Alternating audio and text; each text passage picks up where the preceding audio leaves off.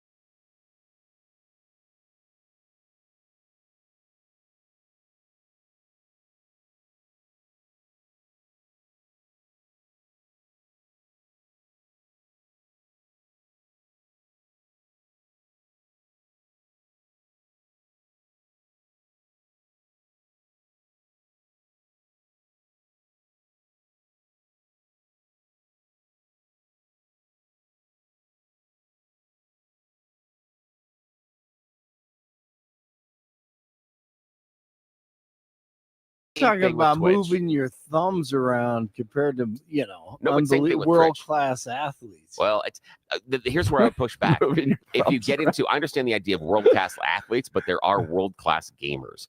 And there is an entire Overwatch league that is global. And guess what? And the NFL would kill to be able to have a global league. Yeah, I've heard about this. And Overwatch League is solid. I actually have to admit, I watched. I want to apologize for taking us down this rabbit hole. I just thought that the $1 million lawsuit against a gamer in Colorado by Nintendo. Again, that was good information. And I really appreciate both of you letting my geek flag fly. I loved it. I apologize again to Heinz Goldberg, who's today. been very patiently waiting on the phone. And he's like, I got up early for this. I am so tired. I'm having to listen. All right, wrap it up for us. I always learn something.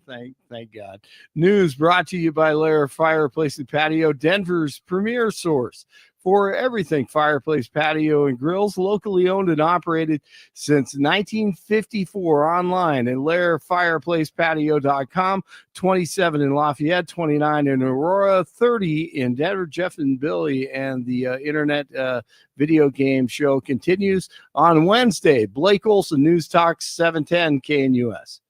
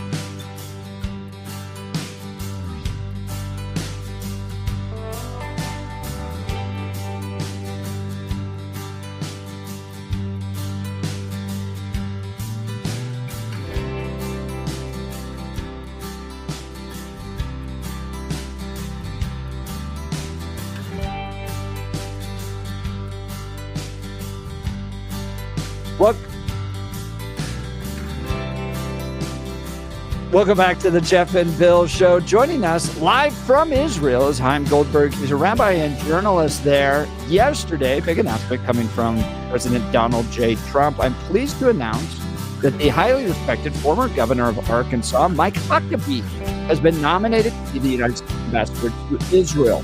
Mike has been a great public servant, governor, and leader in faith for many years. He loves Israel, the people of Israel, and likewise, the people of Israel love him. Michael worked tirelessly to bring about peace in the Middle East. So, joining us to give us some perspective, I'm Goldberg. Thanks so much for being on the Jeff and Bill Show. Yeah, morning. Hello, good morning to you. So, give us a sense of how the people of Israel responded to this announcement. Let me just back up a second. I'll just give you a window into Israel since Trump's victory. There's banners all over Jerusalem and Tel Aviv with these, picture of Trump and saying, "Congratulations, Trump, make Israel great." Wow.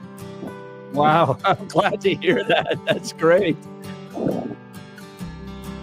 So, as for Mike Huckabee, I mean, look, I'll tell you, he's very connected to the land of Israel. I think Israelis are by and large very pleased with the announcement. He's himself, said how he visited Israel over 50 years ago for the first time and has brought, thousands of people over the years. But I'll share with you something that I'm sure your listeners don't know. I actually have a cousin who founded an organization called My Tree. The idea is that you adopt a portion of an Israeli olive grove or a vineyard, and you get an annual shipment of your oil, your wine from the Israeli farmers, personalized with your name on the bottle. And why am I telling you all this? Because Mike and Janet Huckabee were among the early investors in this idea. So, Wow. he's connected in word and in deed. Wow. But not a Jew. Mike Huckabee, an evangelical. Tell us a little bit about how Jews in Israel may be looking at the fact that the lead representative from America is not Jewish, but an evangelical. Well, first of all, it's the last decade, I think, or so. It has been a Jewish person in the ambassador role. But looking back historically, there's definitely been many ambassadors that were not Jewish. And the alliance, the Judeo-Christian alliance is thank God is strong. I mean, there's so many shared values. I mean, I can just share my personal experience. I was there with you, Jeff, in the dinner that run by Colorado Christian University last December. It was a very, very special evening, very emotional for me as well. And, we're here on the front lines of Western civilization fighting these wars against Iran and all of its proxies. And there's so much support from the Christian community in America, and Israelis know that, and they appreciate that. And there's so much that can be accomplished in the next 4 years. Very happy to hear that. We're talking with Chaim Goldberg. He's a rabbi and journalist live from Israel, getting reaction on the appointment by Donald J. Trump of Mike Huckabee as the ambassador to Israel. And Chaim, you summarized it perfectly, that this is an alliance built around the success of Western civilization.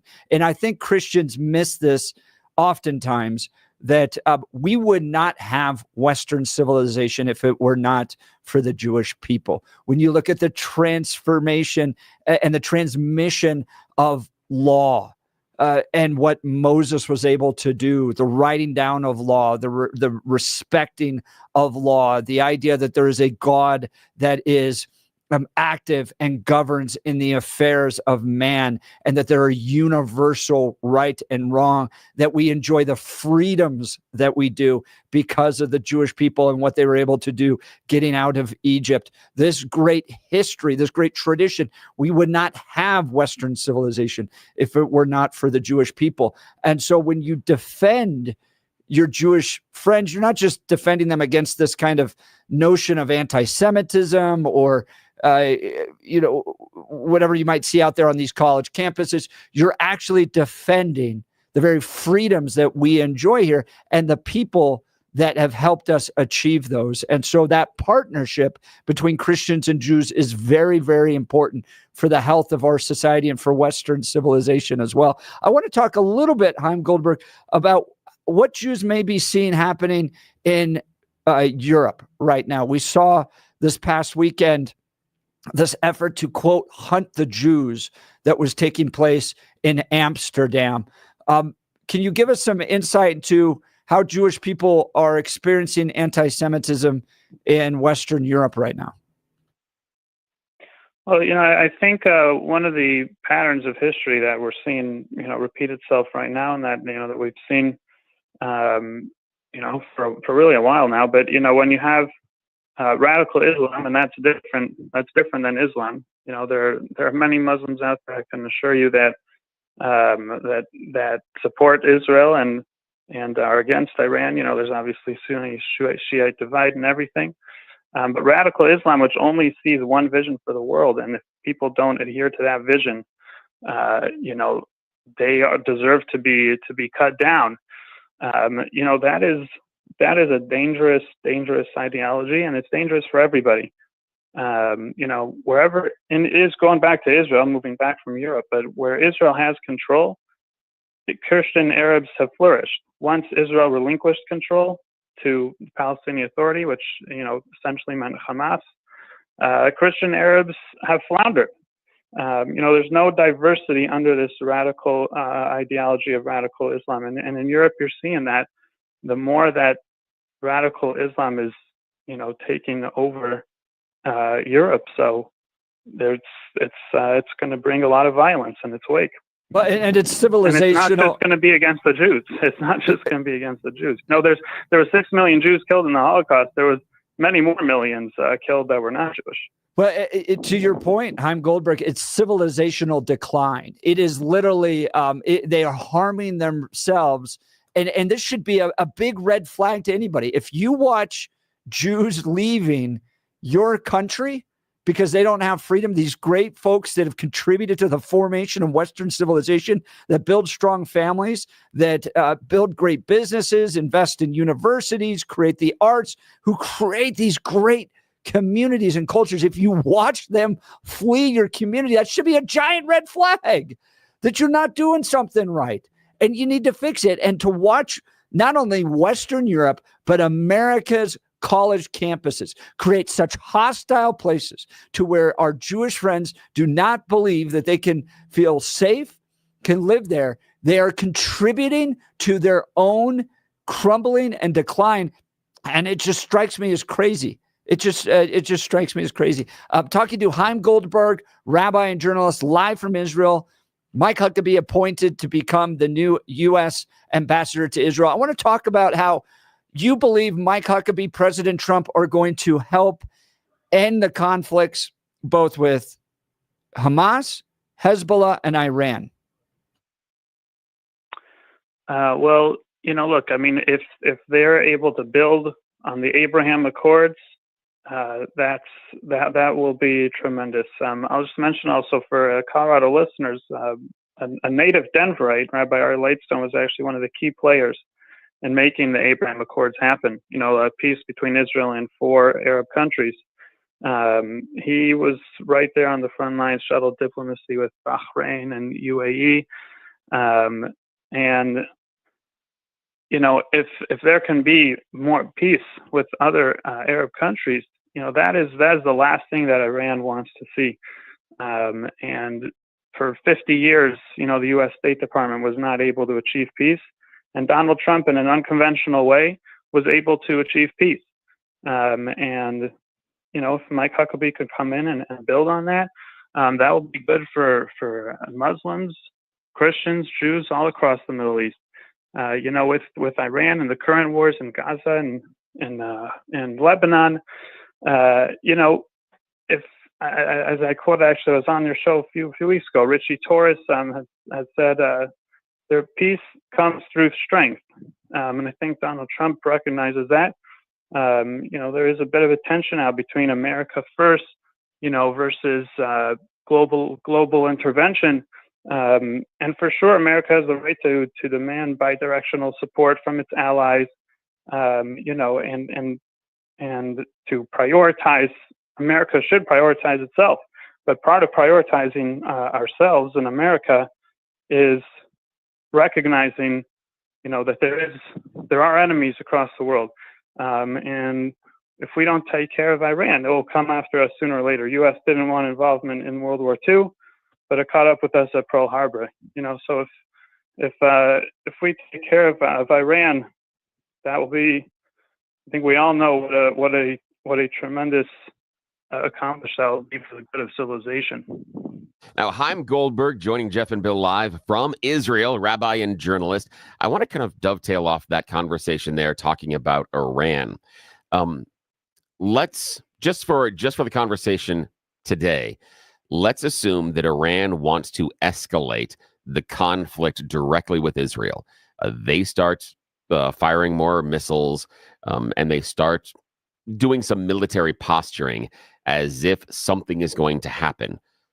Now, the question I have is, what response do you think we should expect from the U.S.?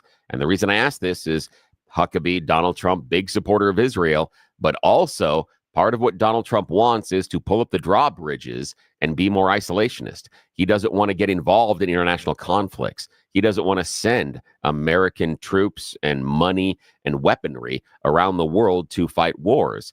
What is your confidence that America would still be a staunch ally to Israel if, and only if, Iran decides to get more kinetic in this conflict? It's a great question. I think it's a little bit beyond my pay grade, but I'll offer some thoughts.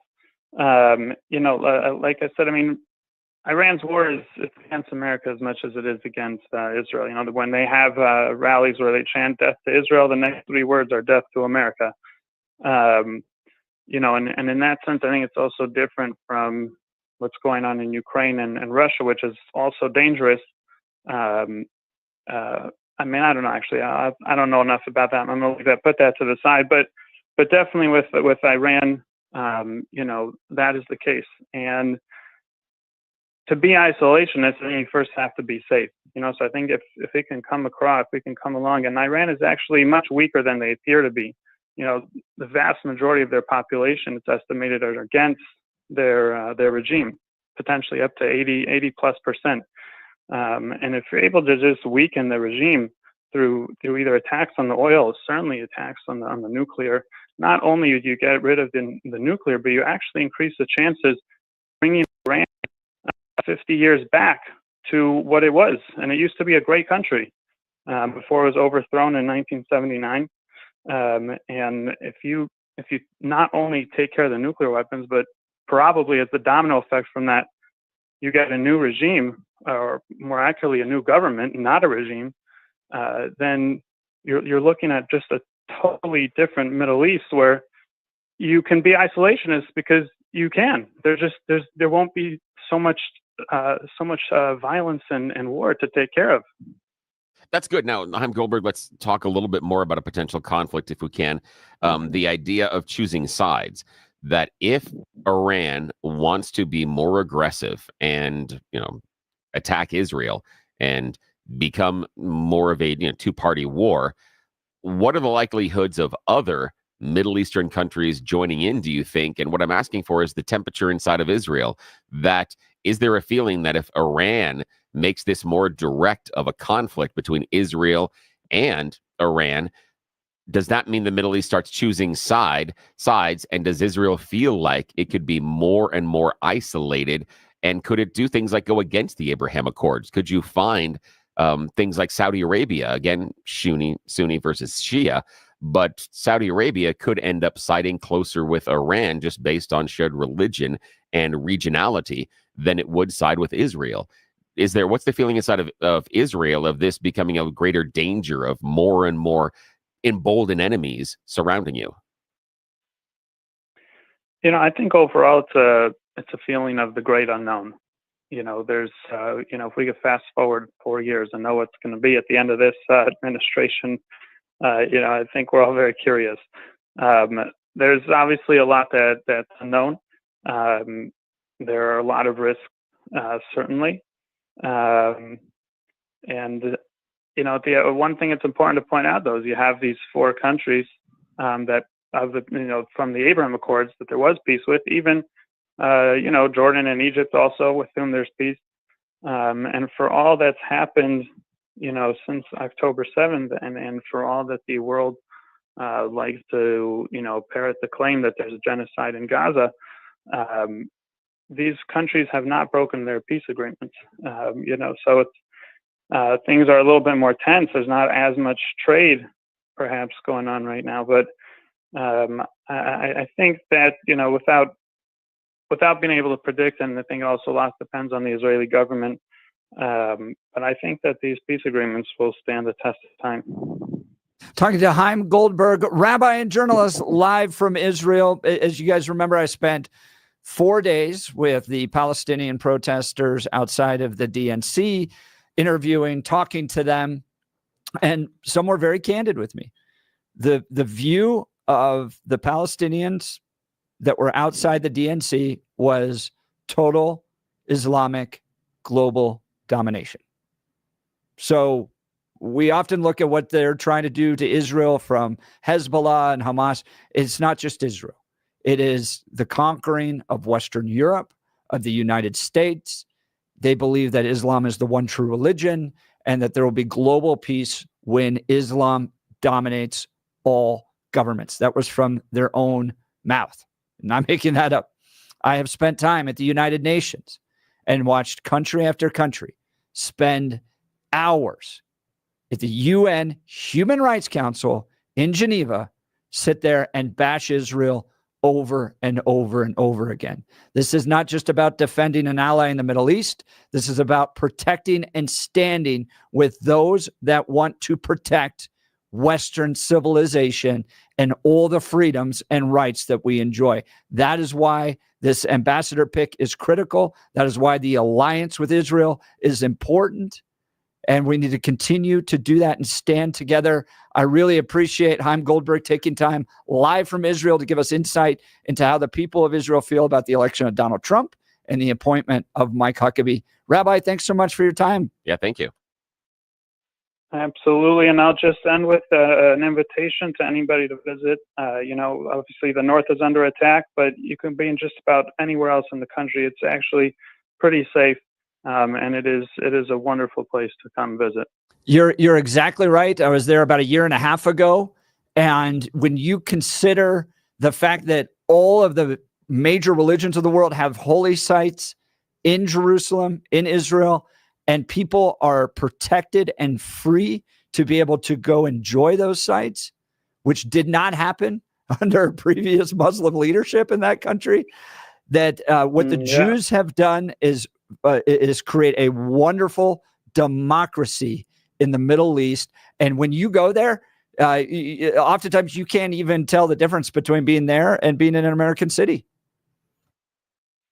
And even, I'd say it's even more culturally diverse. Yeah, that's exactly right. That's exactly right. Rabbi, we really appreciate your time. Thanks so much today. Yeah, thank you. Thank you. All right, we'll continue with your phone calls and texts. You're listening to The Jeff and Bill Show. Denver's talk leader, News Talk 710, KNUS.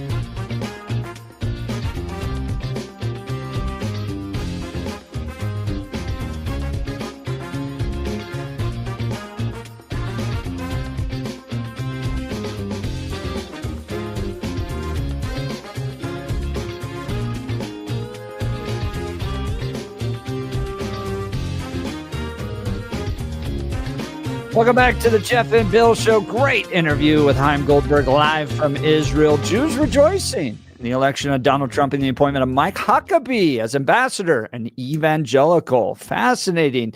If you missed any of it, go to 710knus.com to download the podcast. Let's go to the phones. Dave, good morning. You're on the Jeff and Bill Show. Hi, guys. How are you? We're great. What's on your mind? The vote today in the Senate. I'm not thrilled with any one of them. I tell you, I don't want John Cornyn. Yeah. He'd be like too much of the mold of Mitch McConnell, I think.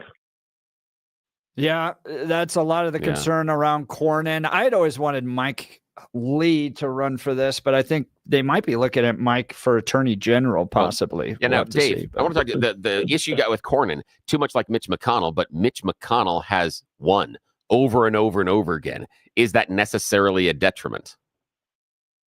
Yeah, the one I really want is Tom Cotton, who probably doesn't want it. But that guy is superb. Yeah, Tom is good. He is absolutely superb. We're going to continue to watch this. Give us a call. Tell us who you think you'd like to see as the leader of the Senate. Out of those three that it's likely to be between Thune, Cornyn, and Scott. Yeah. I'm a Scott guy on those three. And Dave, I'm going to let you break the rule after they vote and they choose a leader. Call us back and give us your reaction on it. Okay, man? I appreciate you. That would be great. All right. We've got You Choose the News coming up. You're listening to the Jeff and Bill Show. Denver's talk leader, News Talk 710 KNUS.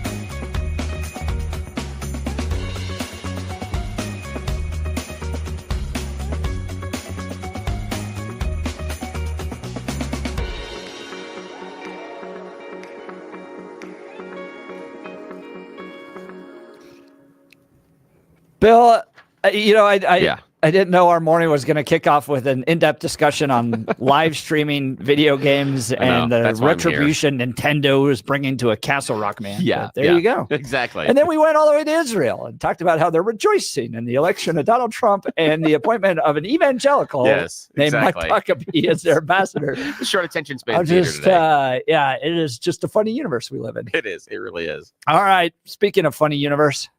Yes, it is that time of the morning, and we are now back live on the YouTubes, the Rumbles. If you were, confronted by a technical glitch earlier, you can get back in to see us do the silly stuff. It is time to play You Choose the News, America's favorite fake radio news game show.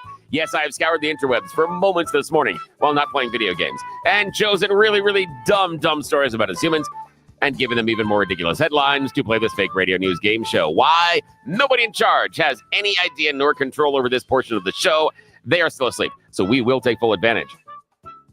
All right, Blake Olson in the newsroom, along with Jeff Hunt. Here are your choices this morning, gentlemen. Headline number 1, let the machines do it. Headline number 2, Senator Worldwide. Headline number 3, wait, you believe in marketing? And headline number 4, scent of a bank loan. All righty. Scent of a bank loan. Smell that? Oh, smells like delicious commerce. We are going to talk about Casa Bonita. Yes. And the owners, Trey Parker and Matt Stone, may have heard they bought the place and they got a really big bank loan that they've got to pay off. Really? Yeah, it was a huge, it cost them more than $40 million to renovate the place. 40? Yeah. I thought it was like 4 or 5 million. I think 40. That may be the purchase price. But again, I know that they've been worried about the price. The price, I don't think it's more. Yeah, no, can't be more. It's I believe it was expensive. over $1 million for them just to replace the HVAC. So yeah, it was a huge deal. I mean, when you go and eat there, it's $50 a person. Minimum. And then so they've got to find ways in order to pay off that bank loan. One of the things you may have seen if you've gone shopping on their website is their custom Casa Bonita skis selling for just north of $1,700. No way. But just in time for the holidays, you can share the experience of Casa Bonita with your friends and family that may not live here in the Rocky Mountains with the very special Casa Bonita scented candles. Yes, they have one that smells like Mexican hot chocolate, they say, called Casa Christmas. And another one they say smells like chlorine. Yes, they say it smells kind of like the pool. So you can buy Casa Bonita scented candles to send out this holiday season to your friends and family. The issue is make sure that you've saved up because each candle is $43. Wow. I hope one doesn't smell like the old carpet there. Oh, God. It is because that's hilarious, Blake. It is Colorado's Disneyland. People are going to pay a fortune to go to it. Yep, and I hope they make every money back. I hope so, too. And I love the fact they made the investment. They just did it. Yeah, it's fantastic. I still have to see Mi Amor Casa Bonita, the movie they've done about it. I haven't seen that yet. I haven't been able to see it yet. Where's I know it's it streaming. I don't know. We have like 5 streaming platforms at home. Who knows? I just poke around until I find the one. I'm such an idiot with that. Okay, here we go. Same way. Blake Olson, your choice, sir. Let the machines do it. Senator Worldwide, or wait, you believe in marketing? I like let the machines do it. Since you were talking about the Netflix and all that. Why shouldn't we just let the machines do it? U.S. software company Salesforce is setting to hire more than 1,000 human employees to then fire them later on because they're going to replace them with AI. Salesforce is asking the new 1,000 salespeople to go out and sell their new generative AI product to all sorts of clients that will eventually eliminate the need for them to be employed.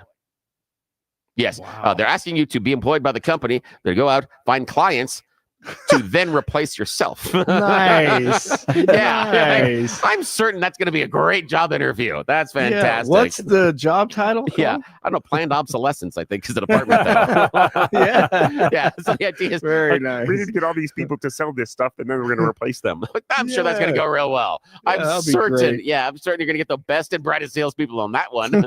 Once they figure out that scam, that's going to go well for them. Yeah. All right. Final choice this morning, gentlemen. Senator Worldwide, or wait, you believe in marketing? Senator Worldwide. Hey, you didn't say it like I did. Okay, Senator Worldwide. This is very, very important. We know that Donald Trump is assembling his cabinet. He's putting the band back together One of them is going to be Senator from Florida, Marco Rubio. Yes, he's going to be the Secretary of State, but that leaves a vacancy for Governor Ron DeSantis. Who could possibly get it? They're talking about Florida Lieutenant Governor Janet Nunez, perhaps Florida Attorney General Ashley Moody. Maybe on tap is Florida House Speaker Jose Olivia, or the governor's chief of staff, James Utheimer. But Floridans have a different thing in mind. They want Senator Worldwide. They are pushing for Pitbull to be the next senator. Yes, they want one of the most famous residents of Miami, and he would be able to fill the seat until 2028. For me, what the hell could we lose? Let's go. Right, I know. I am all in for Pitbull. I'm all in for that, my friends. That's it. That's Indian Houston news. Oh, thanks for the silliness. Back to you. All right, coming up in the 7 o'clock hour, Patrick Brown, Fellow of Ethics and Public Policy Center, is going to join us. You're listening to The Jeff and Bill Show. KNUS.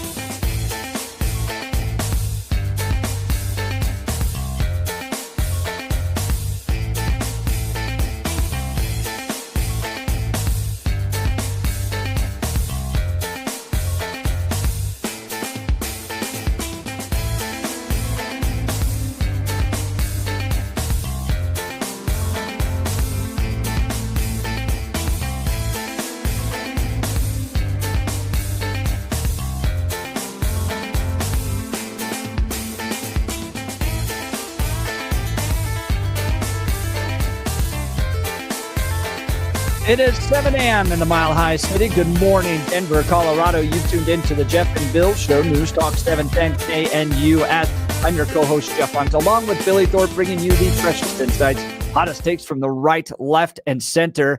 Congratulations, you just woke up and are heading to work in the greatest country in history, and DJT is about to be your president again, and we're kicking off a whole nother hour for you of engaging discussions, critical analysis, but most importantly, your calls and texts, because this is where Denver's voice is heard loud and clear. So give us a call, Denver, 303-696-1971, or text us on the Dan Caplis Law text line at 720-819-5115. Coming up after news and comment with Blake Olson, Patrick Brown's going to join us. I adore this organization. It's the Ethics and Public Policy Center in Washington, D.C. He's a fellow there. Interesting piece in the New Yorker about the new pro-life playbook. What do they do now in light of the election? All the different ballot initiatives that have taken place across the country. Are the Republicans moving away from being pro-life? All these questions discussed. And is there a new strategy moving forward? Well, Patrick Brown was featured in this article. We're going to talk about this. You're not going to want to miss the conversation. But first, news and comment with Blake Olson. Good morning, Blake. Morning, Jeff and Billy. 29 and sunny in Denver, expecting a high of 58 today. The 7-10 5-day forecast coming up. Our top story. And you have to reestablish that trust by putting in no-nonsense warfighters in those positions who aren't going to cater to the socially correct garbage. Pete Hegseth. DJT selects Hegseth to be his Secretary of Defense. He's a non-establishment star, and Scott Jennings from CNN likes the choice. They want to have confidence in the current leadership of the Pentagon and the way the defense situation has been operating for the last several years. I mean, from the Afghanistan pullout, which was an extreme debacle for which no one was held accountable. We've had spy balloons flying over the United States. We built a $300 million pier as a public relations stunt, which wound up killing an American service member.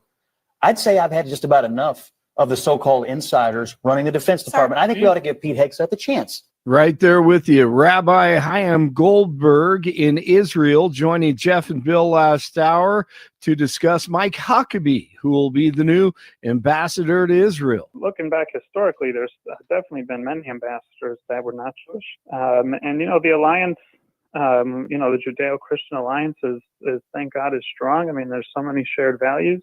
We're here on the front lines of Western civilization, fighting these wars against Iran and all of its proxies. And there's so much support from the Christian community in America, and Israelis know that, and they appreciate that. The Trumpster also announced that Elon Musk and Vivek Ramaswamy will lead the Department of Government Efficiency, DOGE. They'll do that together. One of Vivek's greatest moments during the presidential primary debate. And frankly, look, the people there cheering for losing in the Republican Party. Think about who's moderating this debate. This should be Tucker Carlson, Joe Rogan, and Elon Musk. We'd have 10 times the viewership, asking questions that GOP primary voters actually care about and bringing more people into our party. You think the Democrats, we've got Kristen Welker here, you think the Democrats would actually hire Greg Gutfeld to host a Democratic debate? They wouldn't do it. And so the fact of the matter is, Kristen, I'm going to use this time because this is actually about you in the media and the corrupt media establishment. Ask you, the Trump-Russia collusion hoax that you pushed on this network for years, was that real or was that Hillary Clinton made up disinformation? Answer the question. Go.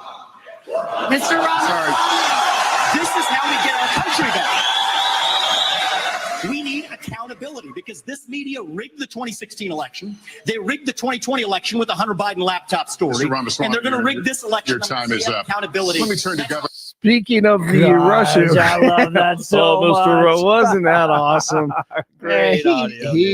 Hey, you know what? When you take him and JD Vance, it is very difficult not to find great stuff. I mean, it's just over and over and over. Those guys are somebody was smashing posting this on X, like it feels like we're in a dream. I know. Like this is all really happening right now. Like man. Elon Musk and Vivek are putting together this Dodge committee and they're going after government weight. You're like, oh, really? Man. It is just amazing how much weight has been put on us over the past 16 years. Yes. Other than the 3.5 years, That, and it feels like Trump has just put the pedal to the metal, man. Just going at it. It is incredible, man. The sun is brighter and the sky is bluer. Speaking of Russia collusion hoax, John Ratcliffe exposed Peter Strzok of the infamous Strzok and Page, and Ratcliffe will now be in charge of the CIA. The approximately 50,000 text messages that I've seen with your personal beliefs like F Trump, stop Trump, impeach Trump, go ahead and confirm on the record that none of that occurred on an official FBI device or on official FBI time. Go ahead and do that. Sir, no, they did. Many of them did. Oh, they did. Okay, so 50,000, sir. So really, no, I'll give you a chance at the end. So what you really meant to say was that when you said you never crossed that bright, inviolable line, what you meant to say was, except for 50,000 times, except for hundreds of times a day where I went back and forth, expressing my personal opinions about effing Trump and stopping Trump and impeaching Trump on official FBI phones, on official FBI time. Other than that, you never crossed that line. President Biden is set to host President-elect Trump at the White House this morning in the Oval Office. Man, to be a fly on the wall, but there will be photographers in there, and that should be interesting to say the least. Senate Republicans voting today to select their new leader to take over for Mitch McConnell, who is stepping down as I would guess Florida's Rick Scott is the front runner. We'll see. State labor officials say anti-union activities by the Douglas County Sheriff's Office were illegal. According to the Colorado Department of Labor and Employment, the Douglas County Sheriff's Office launched a campaign to discourage employees from unionizing, and it spent almost $130,000 in taxpayer money on consultants who delivered anti-union messages. The state has ordered the department to stop all unfair labor practices and to post notices informing employees of their rights. Governor Polis has ordered all flags across the state to be lowered to half staff today to honor Golden police officer who was killed in the line of duty, Evan Dunn. Memorial service for him today at Mission Hills Church in Littleton. The public is invited to line West County Line Road between South Santa Fe and Lucent to pay their respects. Dunn was killed last week, of course, when he and his partner were hit by a vehicle at the scene of a crash on Highway 58. 25 in Gun Barrel, 27 in Larkspur, and 29 in Denver. Jeff and Bill continue its hump day. Blake Olson, News Talk 710 KNUS.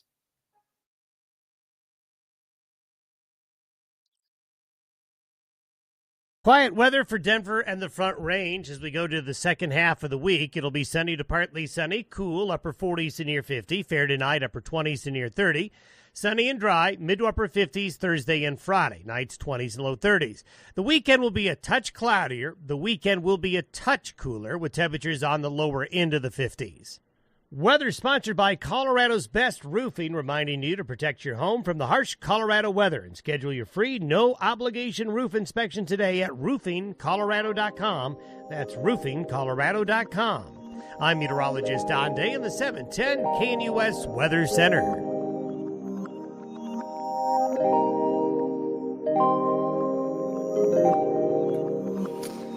Welcome back to the Jeff and Bill Show. So following this election, lots of conversations. What's going to happen to the pro-life movement within? Did a deep dive on this. And one of the people they spoke to is Patrick Brown. He's a fellow at the Ethics and Public Policy Center in Washington, D.C. Absolutely one of the top organizations when it comes to family policy out there. He's got an interesting line. He says, pro-life is out. Pro-family is in. What does he mean by that? Joining us on the Jeff and Bill Show is Patrick Brown. Patrick, thanks so much for being on the program. Hey, thanks for having me on. Good morning out there. So give us some insight on what you meant about pro-life is out, pro-family is in.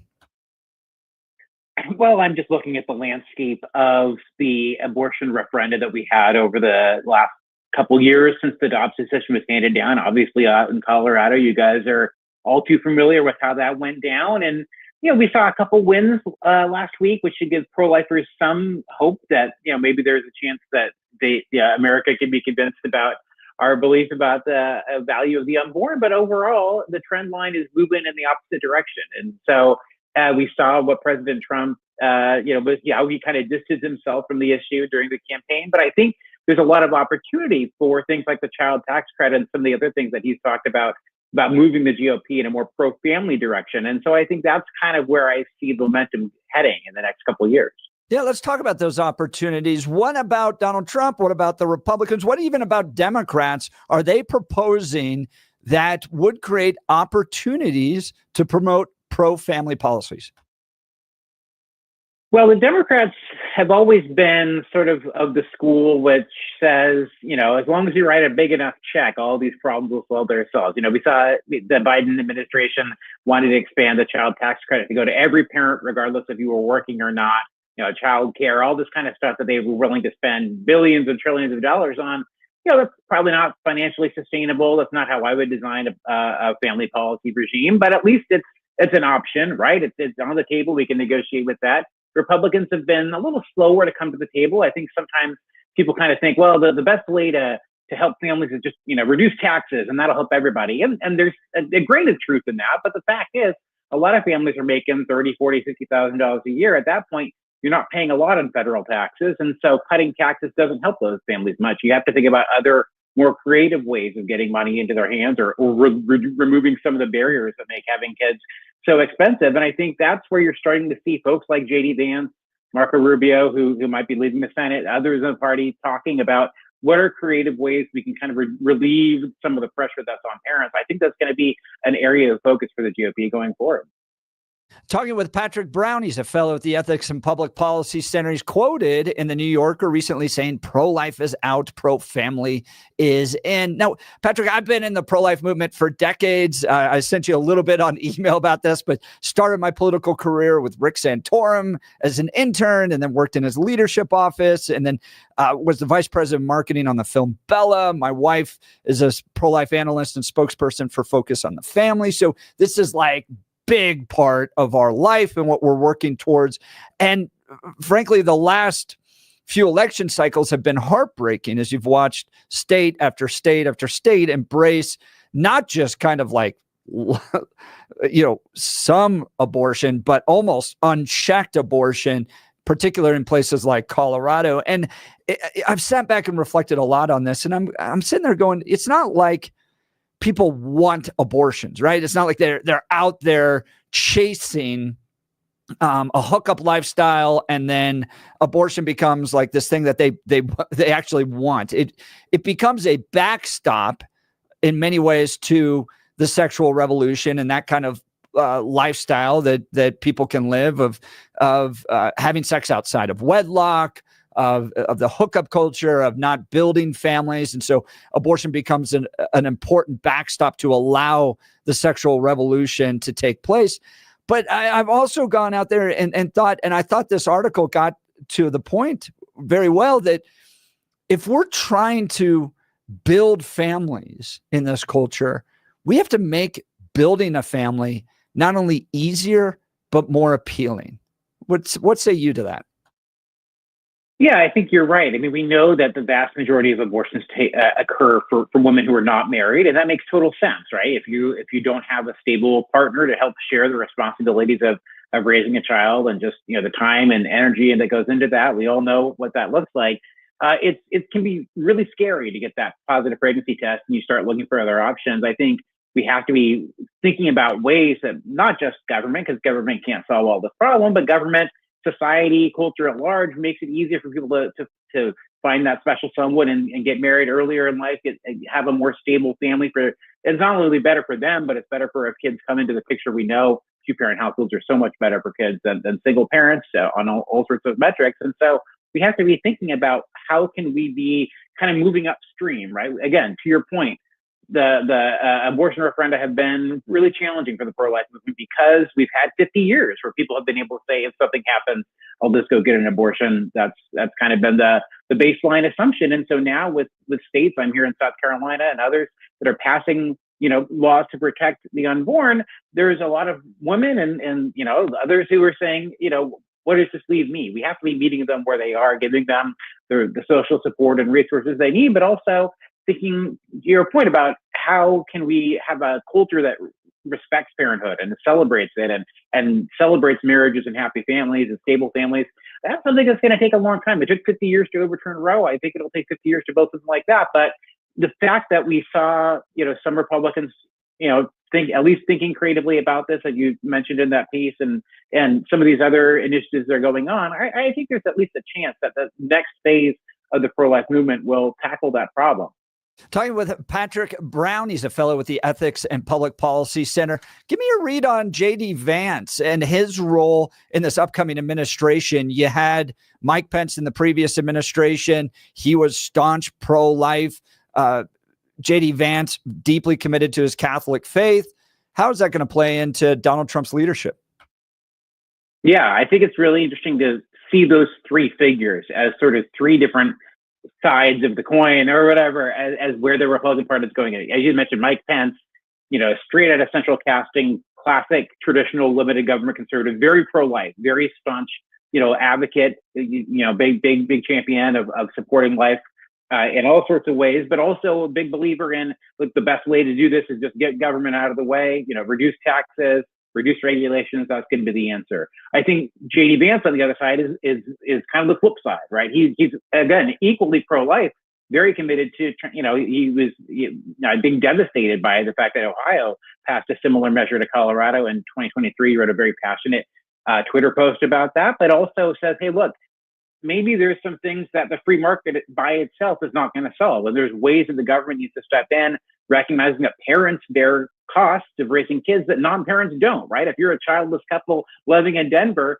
that family in Colorado Springs or Boulder might have, have to pay for diapers and childcare and all the rest. And maybe there's a way that the government can kind of help smooth some of those burdens out. I think, Senator, soon to be Vice President Vance is very interested in some of those ideas.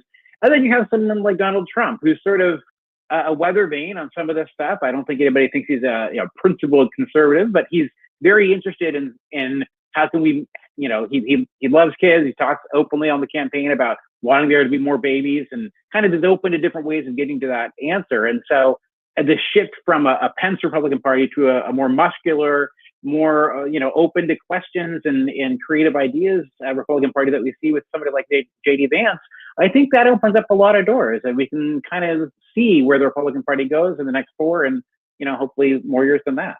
Patrick Brown, fellow with the Ethics and Public Policy Center. I want to ask you about the nature of building a culture that loves families, right? How big of a problem is this demographic crunch going to be for America? We read articles about Japan, for instance, and there's just empty houses everywhere because there's just not enough people to buy the houses.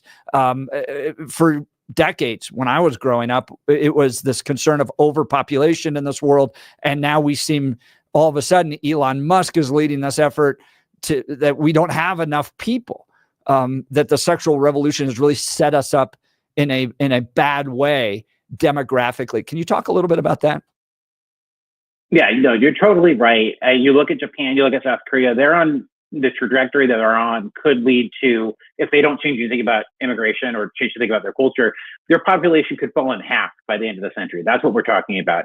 Massive numbers of older people, fewer younger workers to help care for them. That sets you up for disaster, both culturally as well as economically, right? It's just, you can't have a stable economy when you're losing that much economic growth and consumption over a long period of time. It's going to be a huge challenge, not just there. Europe is facing the same thing. In the U.S., we're lucky in a sense, right? We know, immigration is a huge topic. People want to come to this country. They're attracted by our freedom and our wealth and all that kind of stuff. So we can kind of buy ourselves a little bit of time in terms of the economic consequences. But I think it says something really hollow about our culture in which so many people feel like having kids just isn't for them, right? I'd rather, travel the world or really devote myself to my career or, have a dog, right? That's just not, kids just sounds like too much of a commitment. And that is a sign that, our priorities are out of whack. And unfortunately, that's not something that the government can change. We can, as I mentioned, I think there is fiscal policies that can make having kids more financially affordable, so it's not as much of a burden. But ultimately, it's a question of priorities and how people are shaping their lives, what they're placing as foremost. And you can totally have a life in which you pursue professional success and have kids. People do that all the time. Unfortunately, I think a lot of people sort of can. And again, this is a cultural problem. This isn't something government can or should be, involved in. But if you don't have your priorities set right, then at the end of your life, you realize, man, I spent all those hours, working for that promotion, and now, there's nobody left here to does it mean the nursing home or whatever? These are personal, consequences that we're going to have to grapple with, and we know that it's going to have some significant downstream effects that I think we're sort of whistling past the graveyard right now. I think you're exactly right. And I'll tell you, Patrick, what scares me, terrifies me, Bill, too, in this culture, OnlyFans. And I don't have subscriptions to OnlyFans. I've just seen women talk about the fact that they can basically, it's taken the porn industry, personalized it, and has allowed women to make a fortune of money by taking off their clothes. And rather than promoting family, stability, structure, it is like this sugar high that I think people think they can get and make a lot of money. That's not going to carry on for the rest of their lives as they get older. Knowing the appetites of pornography viewers, it's not towards older people, but our culture's literally created this thing that hands women a ton of money to not build families and to take their clothes off. And I just think that that's destructive. And to your point, we're whistling past the graveyard. I don't know if you want to provide comment on that, Patrick. No, you're right to notice the dynamic, but I'll just put a little finer point on it. It's not our culture that's giving money to women to do this. It's men, right? Predominantly. Yes. I think it's important to address the fact that there's a demand for this too. And so until you're raising up, young men who have, the self-control and the decency to be able to say no to that kind of thing, you're going to continue to see the growth in that. And it's similar to the conversation we've had.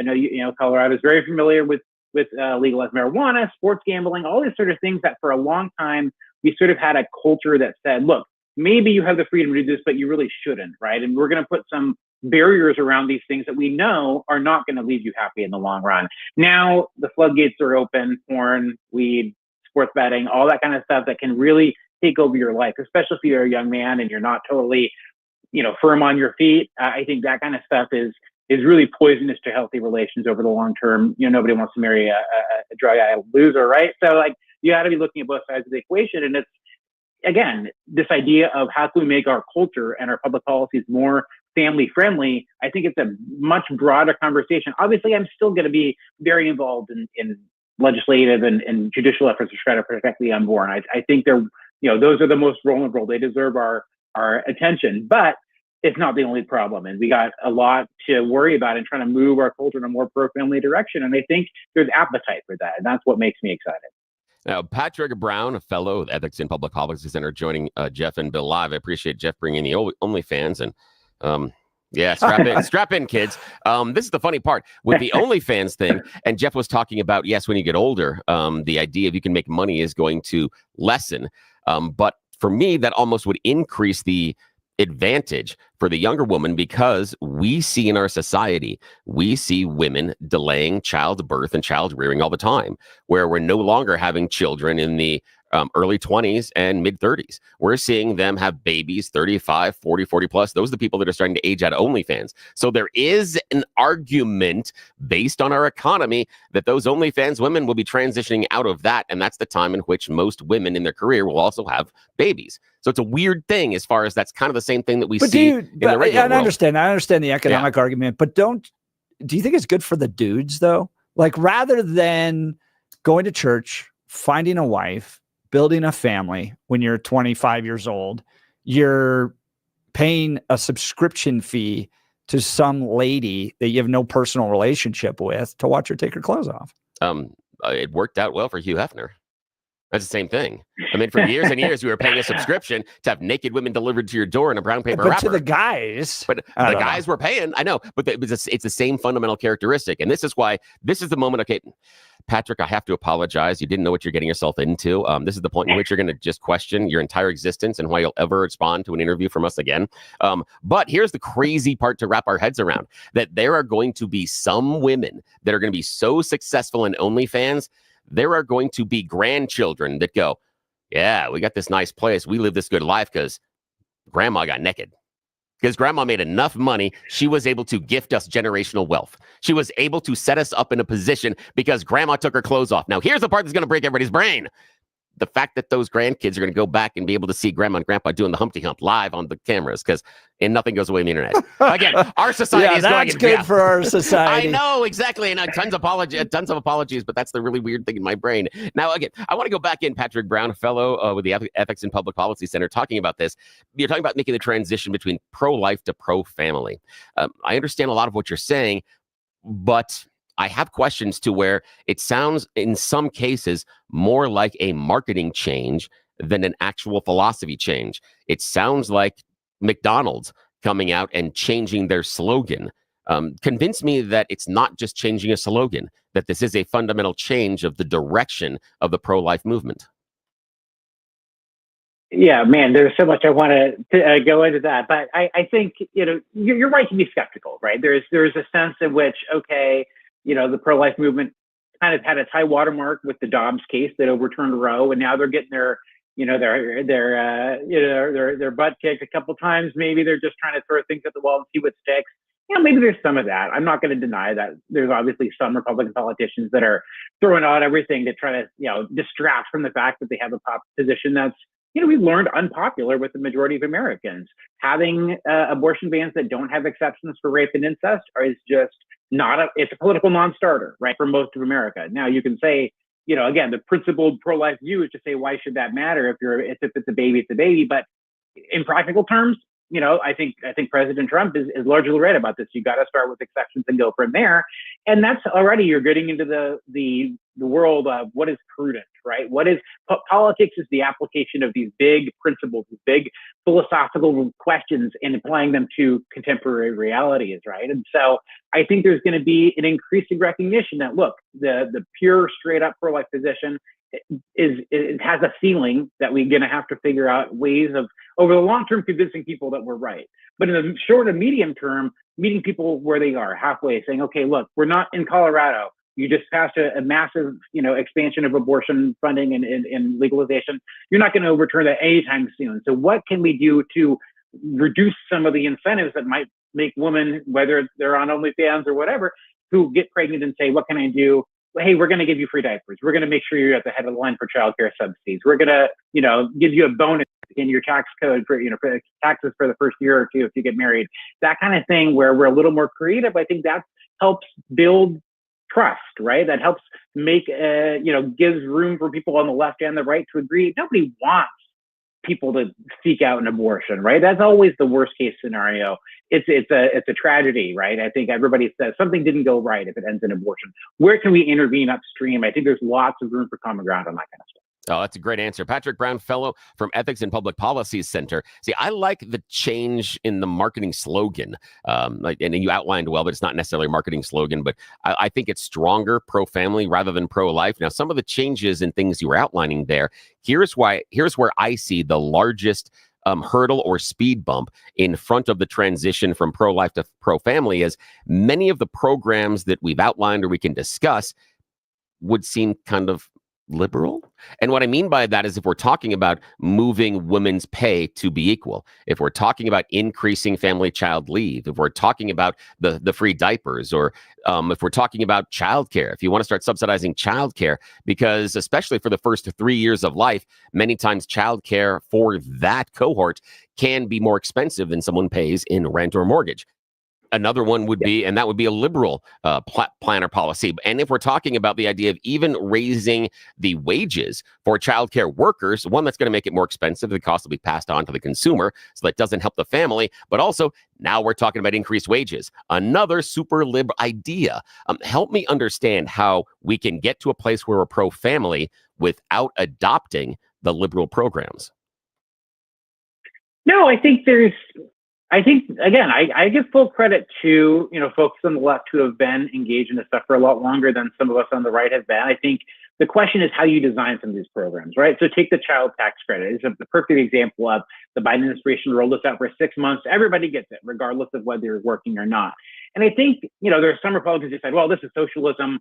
We just can't have this at all. I think the smarter critique is to say, look, I want there to be more money in parents' pockets at the end of the month. I am 85 to 90% of the way there with you. But for some of these, families that are on the margin, you don't want to just give out free checks, because we've seen what that does over the last half century of, until there was welfare reform. It led to, the breakdown of the family, people dropping out of the labor force. We want to encourage people to at least have a foot in, earning, some pay on their own, progressing towards self-sufficiency. Let's make sure that we have some kind of work requirement in there to say, look, you got to be working or at least looking for a job, and then we'll make sure that you get the same amount of child credit that everybody else does. I think that's the difference between the right and the left. I think the left is more inclined to say, well, let's just give out the money to everybody. But at that point, you're really talking about a difference of degree rather than massive changes between left and right. And so how you design these programs, there's still going to be room to debate and still differences of opinion. But yeah, it requires us to say, hey, look, you guys, we're onto something here. Let's figure out ways to address some of these concerns about, disincentives and go from there. Oh no, Patrick, do you understand, man, what you just did? You like alluded to like the nasty word you're not supposed to say on talk radio.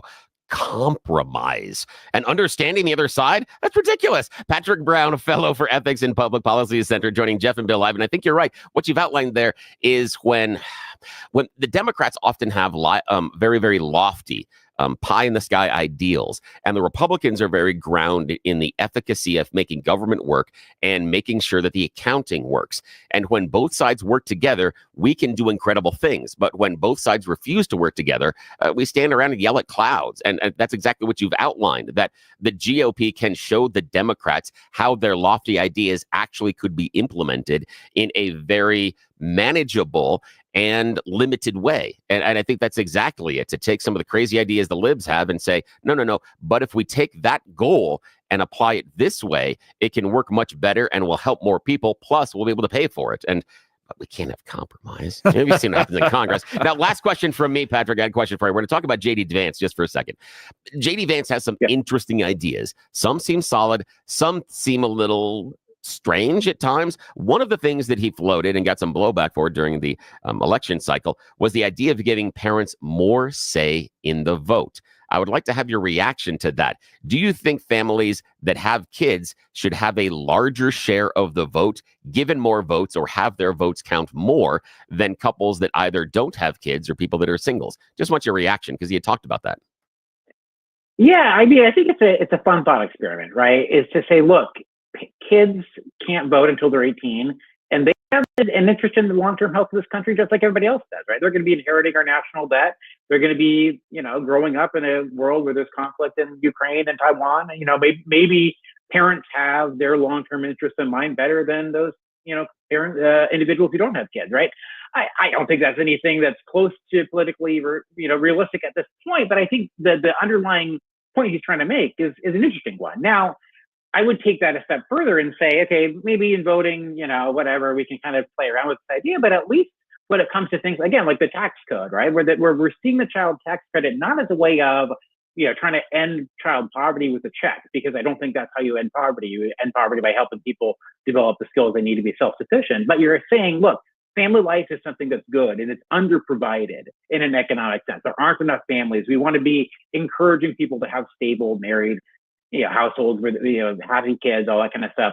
We want to supplement that in the form of something like child tax credit or something like childcare, right? Where we're having a broad approach to childcare, not just saying, look, we're going to subsidize your expenses, but only if you put them in kinder care or, some for-profit center, but whether that's grandma or a church daycare. This is something that Senator Vance has talked about a lot, and trying to think about ways to get the community involved in helping raise kids, because Hillary Clinton was right. It does take a village. It just doesn't mean that the government is the only village, right? We have to be building those webs of support and community around parents. That's going to make it easier to have kids. That's going to make it help happier parents, happier kids. And I think that's going to be the goal. Again, Can government do this tomorrow? No, I don't think government can wave a magic wand, but it can at least think about ways of designing our public programs and policies that help encourage that kind of attitude rather than one that says, well, having a kid is really kind of like having a dog, or like buying a boat is just one other expense that people can choose to avail themselves or not. I think that's going to be, an increasingly big topic of conversation in the next couple of years. Patrick Brown, fellow at Ethics and Public Policy Center. By the way, EPPC is what they go by. If you want to learn more about them, go to eppc.org. eppc.org. You can learn more about the great work going on at the Ethics and Public Policy Center. Patrick, thanks so much for taking time to join the Jeff and Bill Show. Thanks, man. You're a lot of fun. Look forward to coming back soon. Thank you. Hey, anytime. We'll talk about OnlyFans or whatever you want. You're the best. Have a great day. Oh, how much can Bill make off of OnlyFans? Dude, I am lucky that my wife wants to see me naked every so often. I mean, this under the clothes, this is definitely not for sharing. No. Hey, I will tell you, when your wife came by IHOP, it was very cute to watch you two. Oh, thanks. You guys are like teenagers. We are. I get so love excited with each other. Yeah, it was awesome. She made me so excited when I saw her walk in. It's so nice. Yeah, I love her. Well, if you're going to build a family, you probably need a home. And I want to talk to you about my friends over at Empower Home. Did you know that last year, over 49% of homes listed did not sell with the real estate agent who took the initial listing? This cost home sellers thousands of dollars in lower offers and painful holding costs. Gay Ribble and the Empower Home team of Keller Williams have a track record of selling homes fast and get their home sellers 6.1% more money on average, netting their sellers $30,500 more in their pocket. They do this using their proven proprietary systems and guarantees. Go with the team that doesn't just make empty promises, but can actually provide proof of their experience and track record of getting homes sold for top dollar. Gay Ribble and the Empower Home team is so confident in the service they provide and the results that they can get you that if you're not happy, you can cancel at any time at no cost to you. This is their cancellation promise. Call 833-301-SOLD. That's 833-301-SOLD, or visit gayasthebuyers.com. That's GAYE hasthebuyers.com. We'll continue with the Jeff and Bill Show. Denver's talk leader, News Talk 710, KNUS.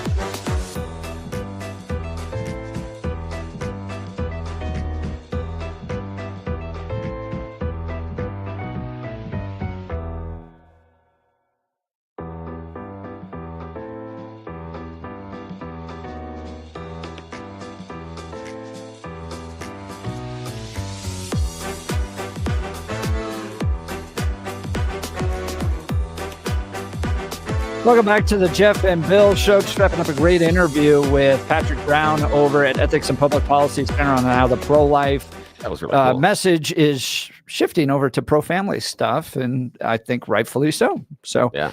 Let's go to the phone lines. Jay, Denver, good morning. You're on the Jeff and Bill Show. Morning. Good morning. Spectacular guest this morning. Excellent. Thank you. I just had a quick question about Waffle House, and I know that you've probably all been there. And I'm sitting in front of one right now. I'm not going to go in, just waiting for work to begin. Wouldn't it be interesting to have Trump and his new dream team do like they did in McDonald's and have them go to Waffle House and make eggs and bacon and grits and all that? But above, each time an egg cracks, we talk about the little captions like cartoon characters of how much that egg actually cost. And let's just say the start of his administration and how much it costs right now.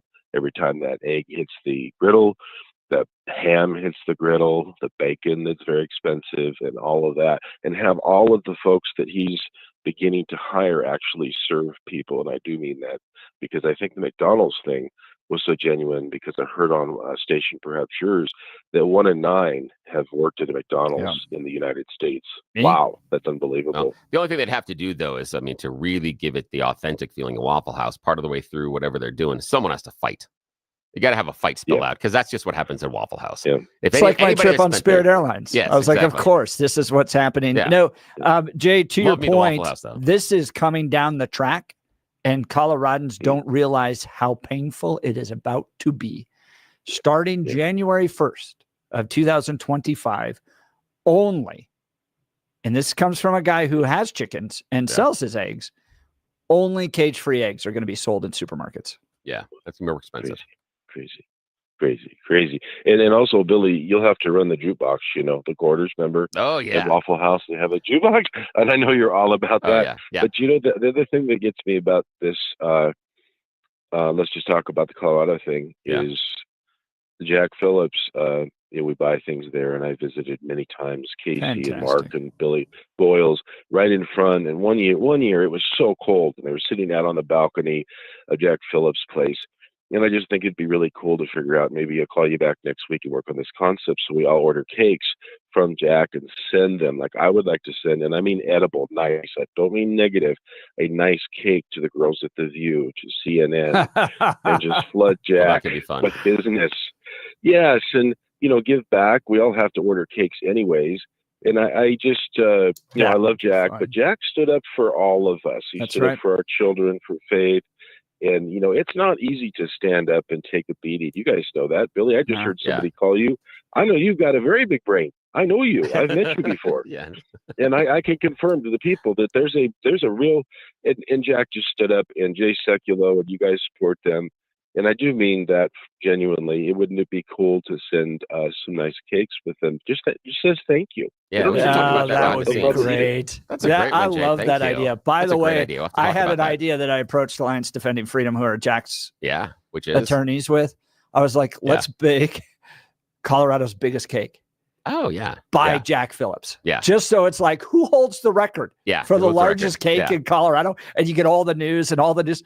It's Jack Phillips. Oh, that's great. They didn't run with it. They didn't run with it, but I thought that would be fun. I like that idea of being able to ship the cakes. And the thing is, I would almost go, rather than the big size ones, do some mini cakes, because the shipping cost would be a little bit less and easier. And you could do something very easy that way to then, and have some sort of message, but make sure you include the message about Jack Phillips on the inside. Also, appreciate the call, Jay. And my go-to when you're leaving, and he's right about the Waffle House and the jukebox, though, if I'm in the right mood, I'll go over there and drop $5 to $7 and find the most annoying song and put it on repeat for a while. That's my parting gift to everybody. It's like, ooh, Bobby McDarren's Don't Worry, Be Happy. You're hearing that 7 times after I'm gone. Good luck. Have a good day, guys. I'm out of here. That doesn't surprise me at all. I totally do that. All right. Look, with all the work I've had done to my teeth, believe me, finding a good dentist makes all the difference. I'd like to talk to you about Dr. Mike in the Rocky Mountain Dental Group. He helps provide people like you and me to feel amazing by providing the best dental care available. Let me read that again. He helps people like you and me look and feel amazing by providing the best dental care available. See for yourself all the 5-star reviews at RockyMountainDentalGroup.com. Here's one. Every single person in this office is delightful. Their knowledge and consultative approach to dental care is fantastic. We highly recommend them to everyone we know. Look, if your gums are receding, it's critical to address this issue promptly. Dr. Mike is a top-tier expert in the Chow pinhole surgical technique. This method requires no cutting, no sutures, and virtually no downtime. The pinhole surgery is so painless that many clients go on to have other areas of their mouth treated as well. They also offer sedation if you have any apprehension at all. So why not get all those problems fixed? You'll feel better. You'll look better. It'll all work out. You got to schedule a free consultation with Dr. Mike. Call 303-233-1335 or visit RockyMountainDentalGroup.com. 303-233-1335. RockyMountainDentalGroup.com to book your free consultation today. We'll continue with the Jeff and Bill Show. Denver's talk leader, News Talk 710, KNUS. Quiet weather for Denver and the Front Range as we go to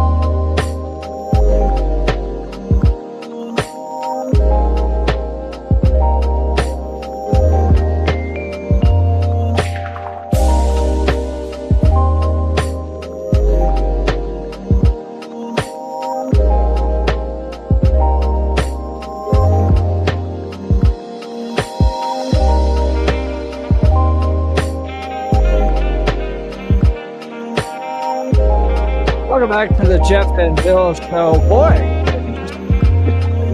you get people affected. You guys talked to all the fans on the show. So I was like, a friend of mine was like, I think your ratings went up when you did that. Love you guys for listening. Yeah, this has been a fun hour. This is why we are unique. This is why we're like unlike anything else in Denver and probably unlike anything else in the country. We've discussed Mike Huckabee. We took a call from Israel, and then we discussed OnlyFans and the pro-family movement coming from Republicans. And then how to send Jack Phillips cakes out to the sad libs. Yeah. This is short attention span It theater. hurts to laugh.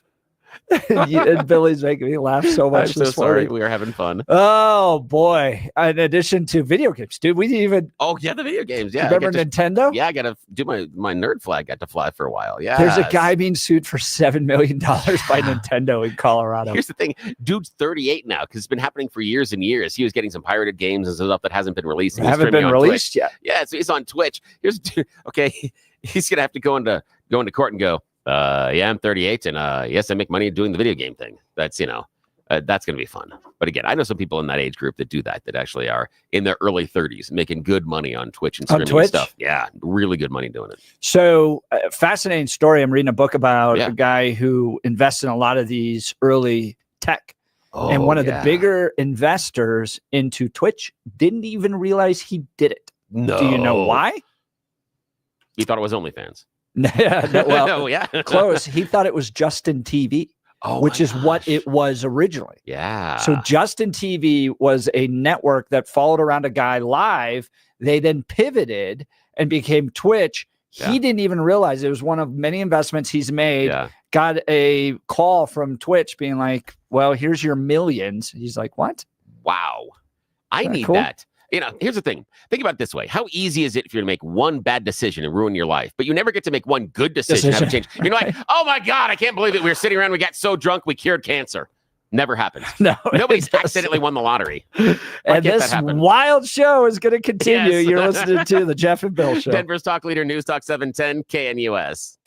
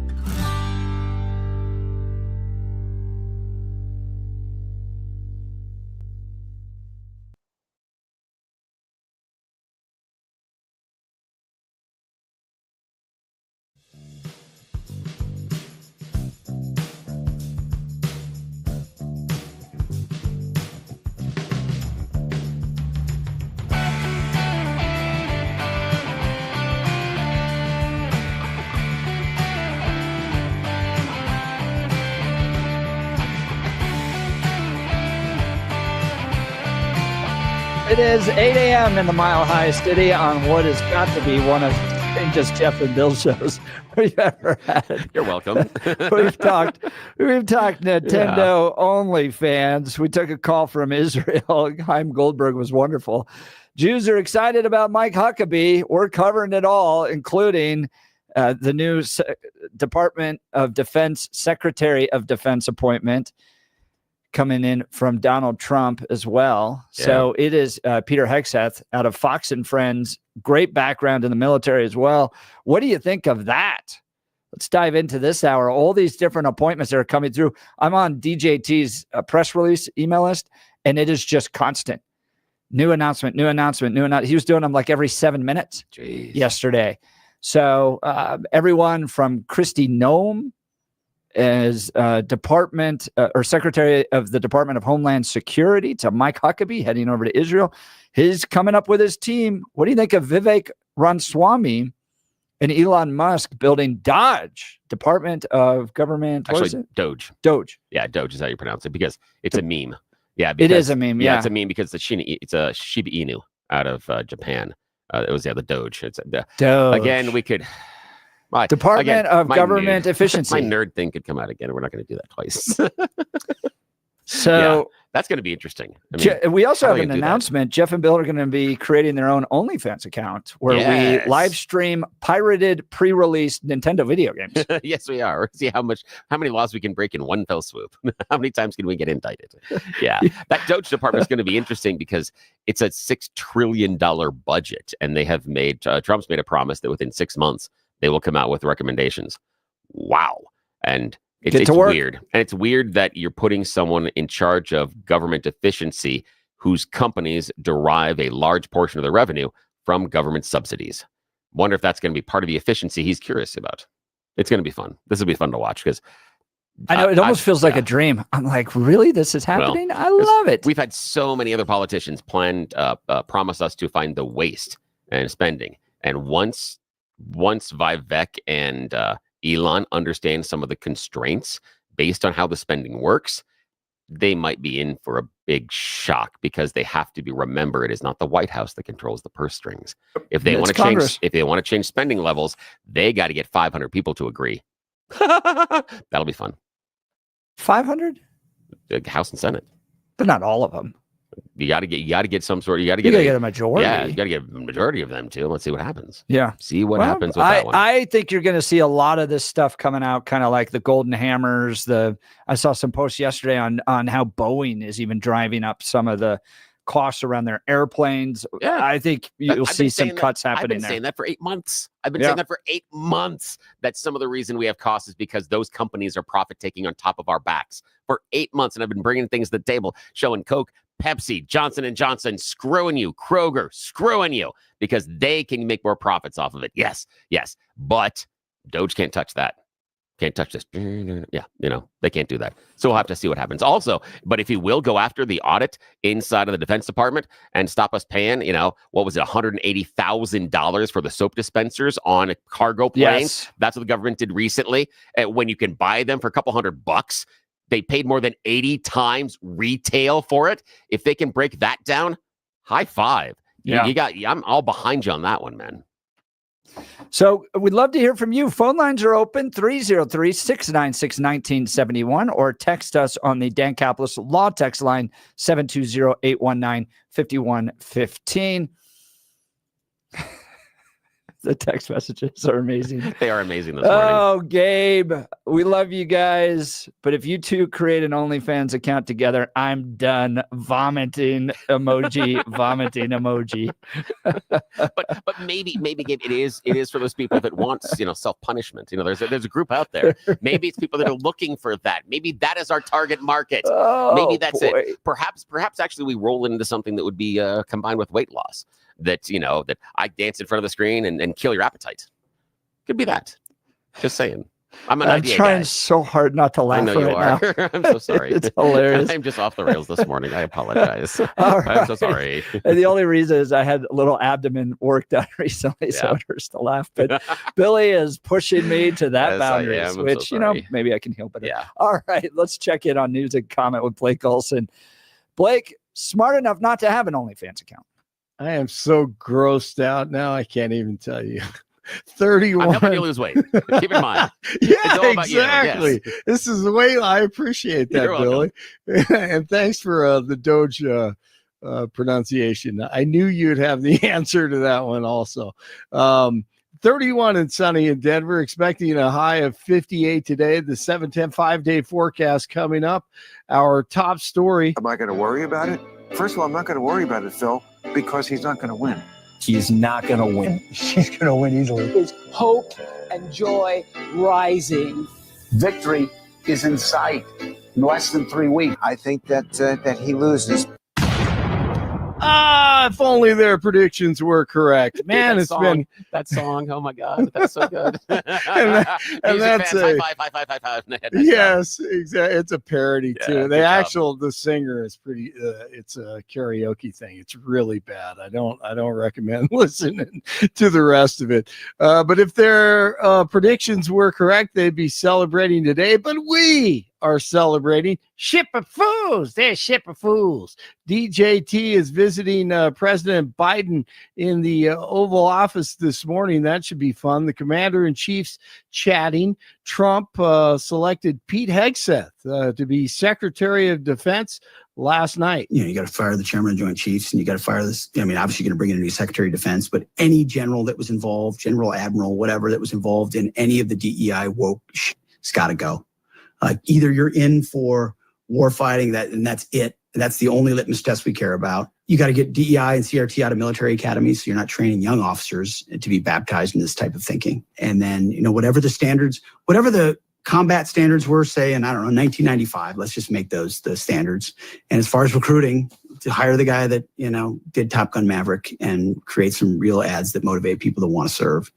And lots of other ways in which you could identify who gets promoted and what, but there's an ethos change. I mean, there's a reason people don't want to serve, because they don't trust that their senior leaders are going to have their best interest in mind in combat. So refreshing. What may be as important as defense, the family in America. Patrick Brown joined the fellas last hour. He's a fellow at the Ethics and Public Policy Center, talking pro-life, which wasn't the top priority last week, of course, but pro-family vital to the GOP and DJT. We saw what President Trump, how he kind of distanced himself from the issue during the campaign. But I think there's a lot of opportunity for things like the child tax credit and some of the other things that he's talked about moving the GOP in a more pro-family direction. And so I think that's kind of where I see momentum heading in the next couple of years. Because Satan is definitely at work. When you listen to the Sean Combs Diddy stories and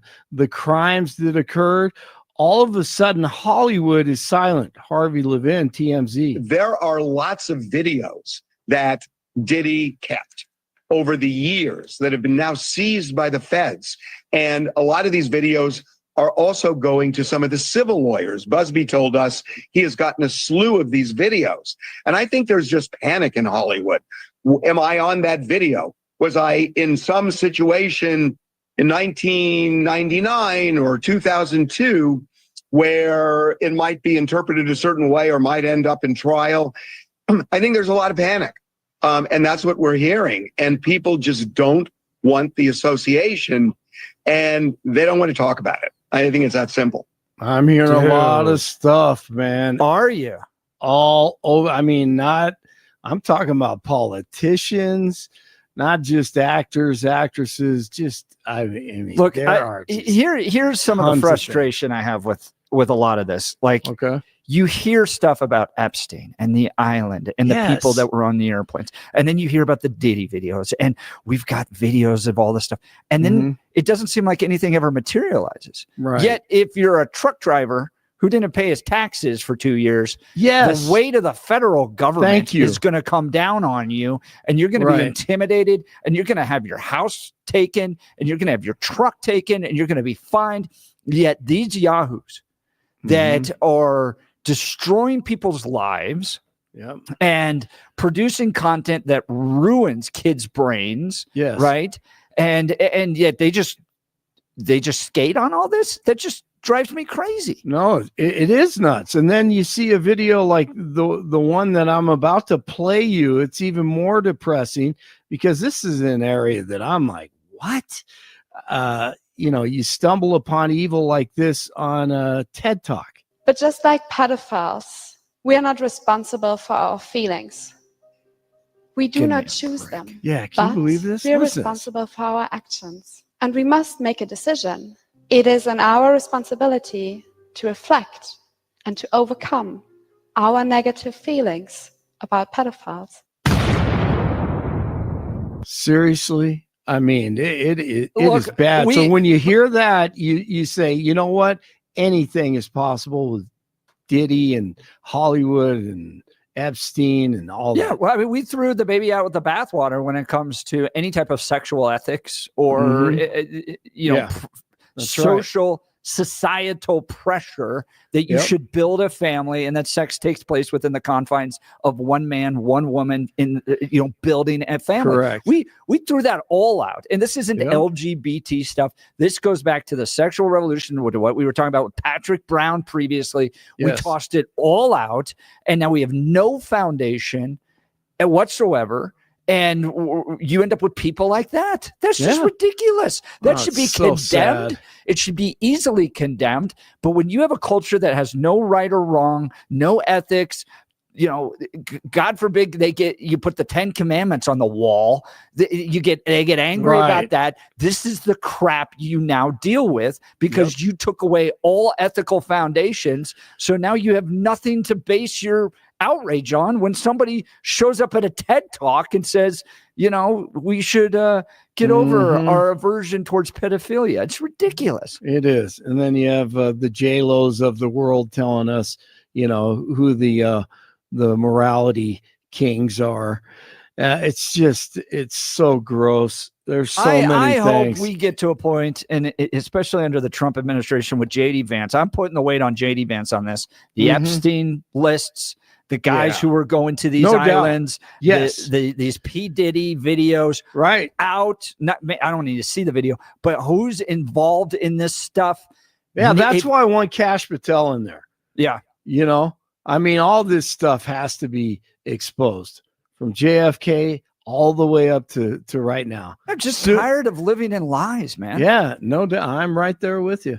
And back to the good guys. You had Rabbi Chaim Goldberg in Israel on the show to discuss Mike Huckabee, who will be the new ambassador to Israel. Looking back historically, there's definitely been many ambassadors that were not Jewish. And the alliance, the Judeo-Christian alliance is, thank God, is strong. I mean, there's so many shared values.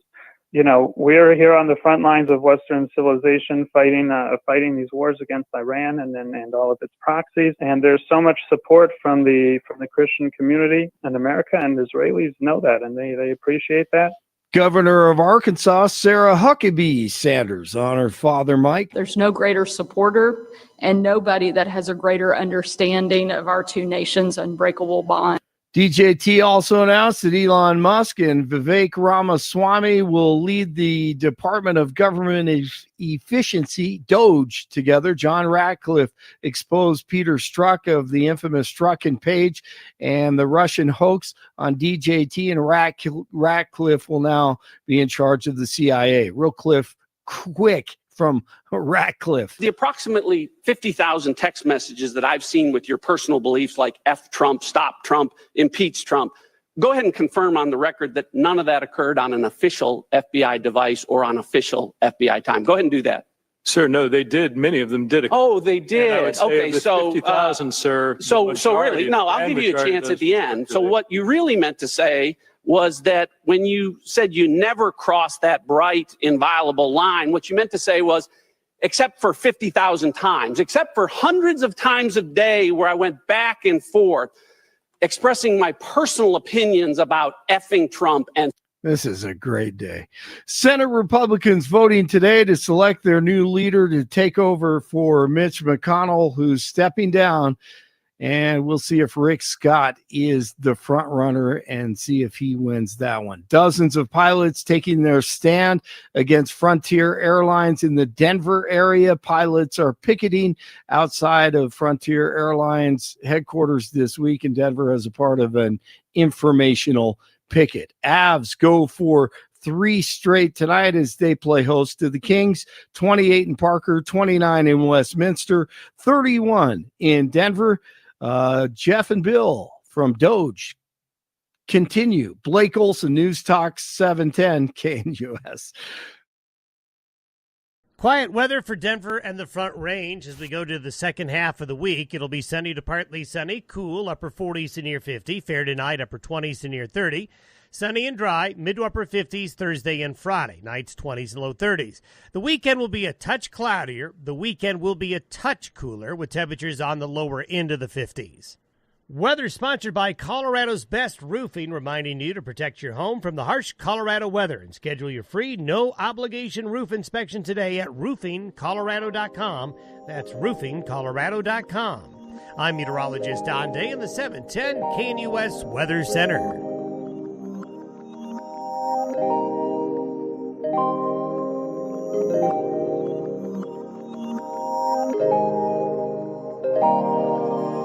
Welcome back to the Jeff and Bill Show. I got to do a tip of the hat to our producer, Adam, who shared this article with us, which is fascinating. Yeah. Alexandria Ocasio-Cortez directly addresses people who voted for both her and Trump. On Sunday, AOC reflected on Donald Trump's success in last week's election and engaged with supporters on social media to try to unpack the thinking that led to it. First of all, I appreciate she did this, right? Oh, yeah. This is interesting. The progressive lawmaker who cruised to re-election in New York's 14th congressional district noted that many House Democrats outperformed the top of their ticket. In her district, voters swung towards Trump by a substantial margin compared to how they voted when the president-elect faced Joe Biden in 2020. She said, let's do this right now. If you voted for Donald Trump and me, or if you voted for Donald Trump and voted Democratic down ballot, I'd really love to hear from you, AOC said during a Q&A on her Instagram story. This is not a place of judgment. I'm not going to put your stuff on blast or anything like that or dunk on it. That's genuinely not the intent here. I really want to learn from you. I want to hear what you were thinking. So here's some of the responses that she posted under the headline, I'm listening. So people who voted for Trump and me or voted for Trump Dem, tell us why. It's real simple. Trump and you care for the working class. Another, but wanted change, so I went with Trump and blew for the rest of the ballot to put on some brakes. So I want a lot of change, just not that much change. Voted for Trump, but like you and Bernie, I don't trust either party establishment's politicians. That's me. So kind of, I don't like either of them, but Trump was the least worst out of all of them. Yeah. Action and progress, another person wrote. Stagnation and excuses. Both of you push boundaries and force growth. See, it's hard for me, Bill, to wrap my brain around somebody that doesn't vote straight party. Now, there are... That's why you look at me as crazy sometimes. I don't understand you. You understand the policies here? And what happens when one party gets the power, they're able to push these agendas forward.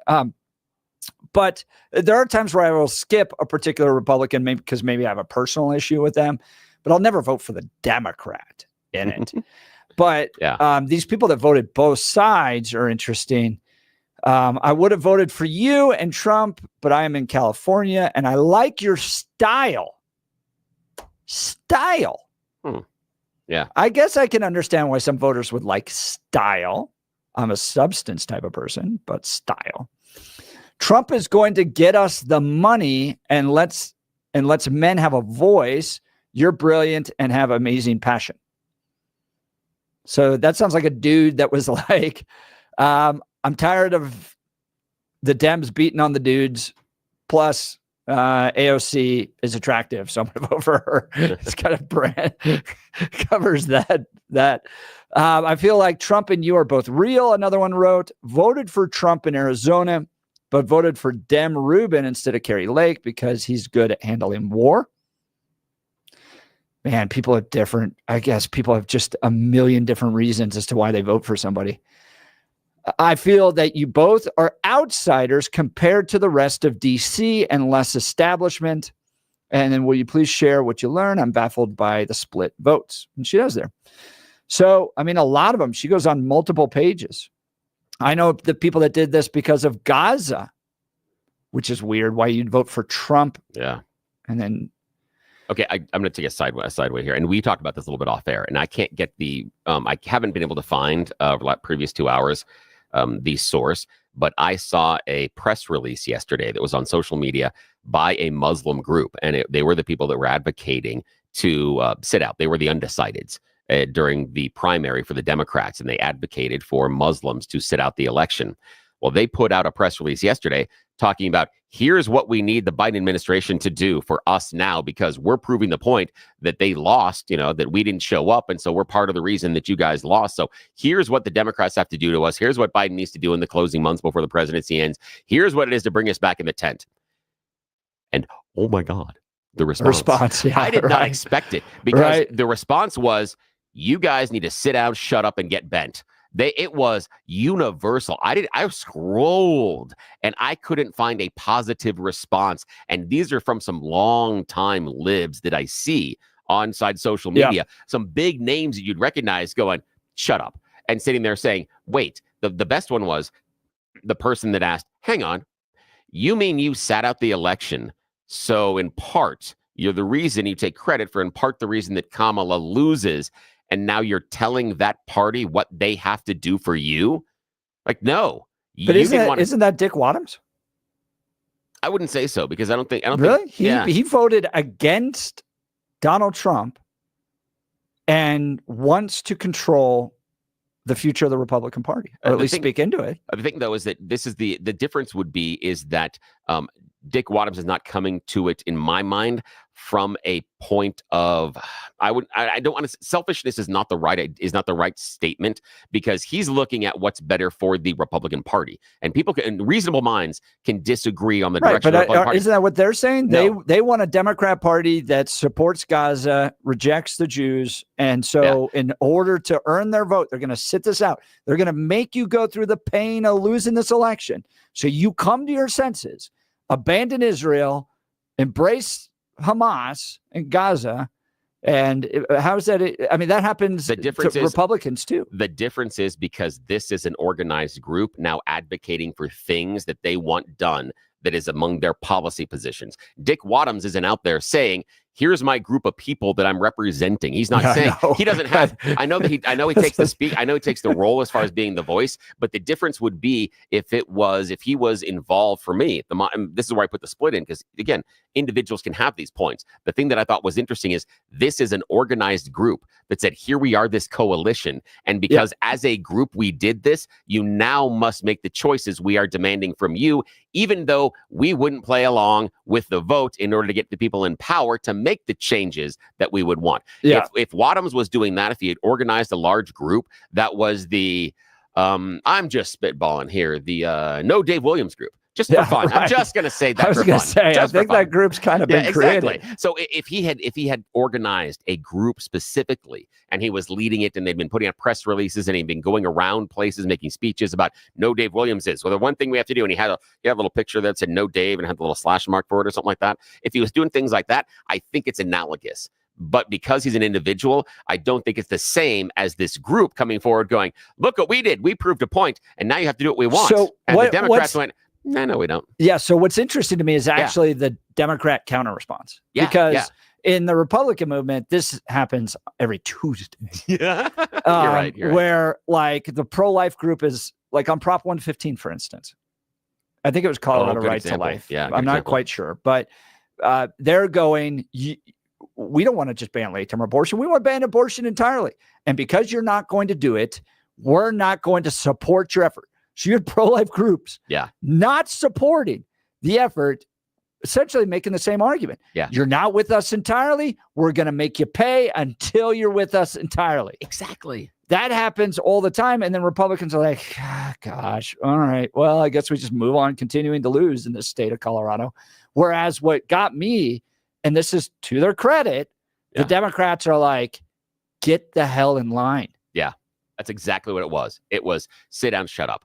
It was you have no right to complain about this, and it would be the same thing if that a group came forward and said, see, we told you. And so until the GOP supports, no abortions ever for any reason, whatever, if they said, now you must bend to our will this way because we proved the point. That happens all the time. Yeah. Okay. So a little advice from a guy that's not in any party. Tell them to shut up. That'll really work out better. Yeah. And then the GOP coming along being like, we've got to win, get in line. Yeah, so, exactly, and the GOP doesn't really do that. We just continue don't. to fight each other and civil wars go back and forth over and over again. All right. I want to, back to AOC. So here's the question I'd love to get from our listeners. Did you split ticket? I would love to hear people that split tickets. I don't split tickets. Oh yeah, I did.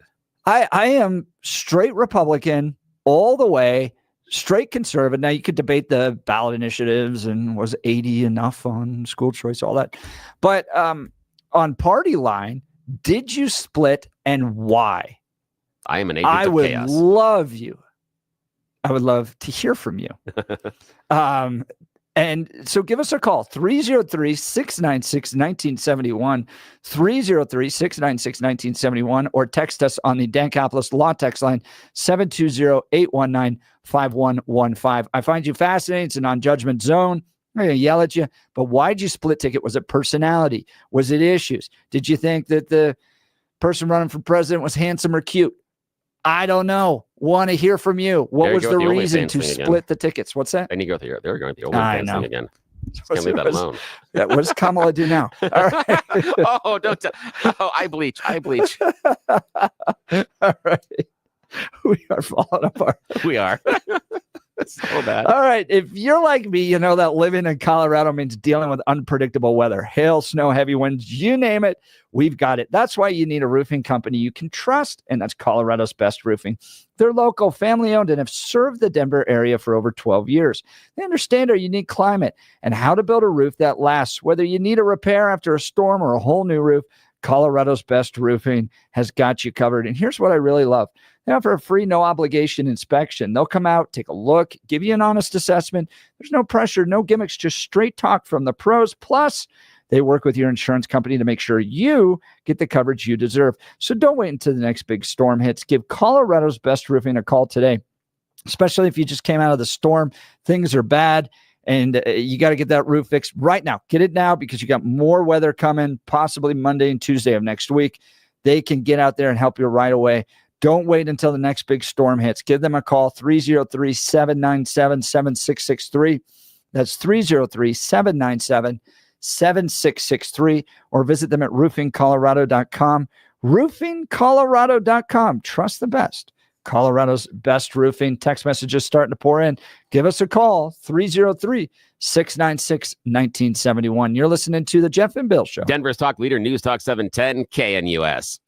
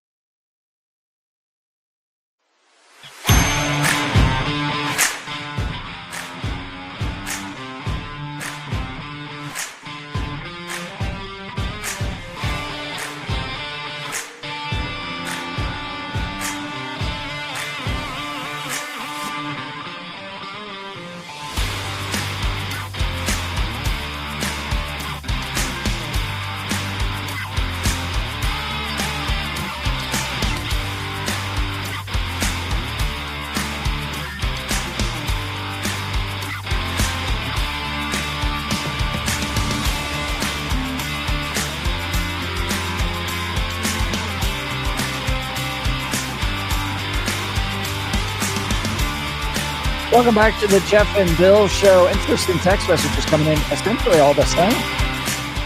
Really? Which is, I really like divided government. I don't like one-party rule. And that is why I split the ticket. That's coming in from progressives and conservatives on the text message line. Look at that. My people. There's hope. It's my people. But Colorado is like so not divided government. Yeah. It is just wildly progressive. I mean, to the point where you can literally have a Jewish governor, a Jewish attorney general, a Jewish secretary of state, and then you have people in your own party go up into the gallery and shout down Jews and hold up Palestinian flags. Yeah. Like that's just when you guys, you just let the crazies in. You're so big that and so powerful that lunatics have gotten in. Yeah. And unfortunately, it also is a critique of the ineffectiveness of the GOP in Colorado, not nationally, but just how the messages haven't stuck. That whatever the messaging is, whatever they've chosen to put forward, hasn't moved the needle for most voters. But we have seen some messaging that gives conservatives hopes in the last couple of cycles here in the state. So let's see what happens. So AOC hosts this interesting, Alexandria Ocasio-Cortez hosts this interesting conversation on her Instagram account where she asked the people why they supported both Donald Trump and her. Those interesting split ticket folks. And here's some of the audio from that conversation. Personally, I don't. I think that a lot of voters really don't like fake people, and they're sick and tired of fake politicians. And so what I actually think is worse is saying something you don't believe. And so if during the entire time in campaign season, you're saying that you're down with trans people or like the LGBT community, and then you lose an election, and then the next day you say all that stuff was wrong. I actually think what people are more upset about is someone was doing something they didn't believe and just saying something. Like, if you actually weren't about that life, why did you campaign as though you were? That, I think, is the actual core issue of the problem. So AOC is right initially, and then she kind of spins off into this weird thing about, well, you stood with the trans people, and now you think that there should be some changes. But the notion of authenticity is something you and I, Bill, have talked a lot about on this show. Yeah. Like, why is it that an elected official, and I've been around a lot of them, I've spent most of my career with them, but why don't they have that ability to just go, man, we really got this one wrong. Like, I was going in this direction. Like, I'll tell you where I got it wrong. War in Iraq. Oh, I was thinking you were going to say the show. Sorry. Right. I joined the Jeff and Bill show. Yes. Signed up for that. Didn't understand I was getting myself into. No, I'd much rather. No, I'm not going to do that. Okay, but I got that one wrong. I thought we were doing this great thing. We're bringing democracy to the Middle East, that the people in Iraq were going to love us, that we were taking the fight over to the Middle East and not having it here, especially after 9/11. And 20 years removed from that, watching my childhood friends die, and I just don't know what we achieved out of it. And I think I could go, we goofed on that one big time. That was a big mistake. And why other politicians, like when Kamala Harris was on The View, and it's like, what are you going to do different than Joe Biden? Because she was involved, because she said, I was in all these rooms, I helped make all these decisions. Yeah. She can't come up with one thing where she goes, you know what? Some of our underlying assumptions about what was taking place were wrong. Yeah. And I'm going to do better about it. And I actually think people would love that out of their politicians. Yeah. I don't know. I can show you one direct example that's much more recent history. And this is in the last couple of years. I might say this has got to be in the last 3 years for me. And it was about transgender and using the bathrooms. Yeah. I personally didn't see anything wrong with a transgender person using whatever bathroom they're identifying as. And I got into a lot of conversations with women about the idea of the transgender women walking into that bathroom. And I kept coming back to the idea of, no. They're going there to go to the bathroom. They're not going in there to assault you. They're not going in there because if they wanted to, there's nothing preventing that from happening now. There's no lock on the door. There's no biometric scanning. There isn't a security guard. Anyone could take advantage of that open bathroom at any point in time now if they had nefarious plans. And I'm like, I don't understand that. And I got down to one woman that said, no, it's because of the male genetics. She looked at me and she goes, I don't care if they're wearing a dress and they call themselves Alice or they're wearing jeans and call themselves Steve. It's the fact that the genetics, that's what makes me feel unsafe. And I went, oh, okay. That makes sense to me, that simply because the experiences they've had in their lives, regardless of that person identifying as heterosexual, homosexual, transgender, doesn't matter. It's just they just don't want a dude there. Yeah, that's fine. And that seems reasonable. And I think that part of the LGBTQ side, they need to find a solution to that, because every single transgendered woman that I've talked to about that went, oh, that makes sense. I can honor that. I can make this choice if they feel uncomfortable with this. That's okay. Not a single one has said, no, I deserve to walk in there. And we're missing that conversation. And that's part of it. So we're all wrong. And think about this. I'll give you a contemporary example. In the very last election, what do you think could have happened if the Democrats, and only if, they were smart enough to start out with Kamala's campaign when immigration became a problem and go, yeah, we messed that up.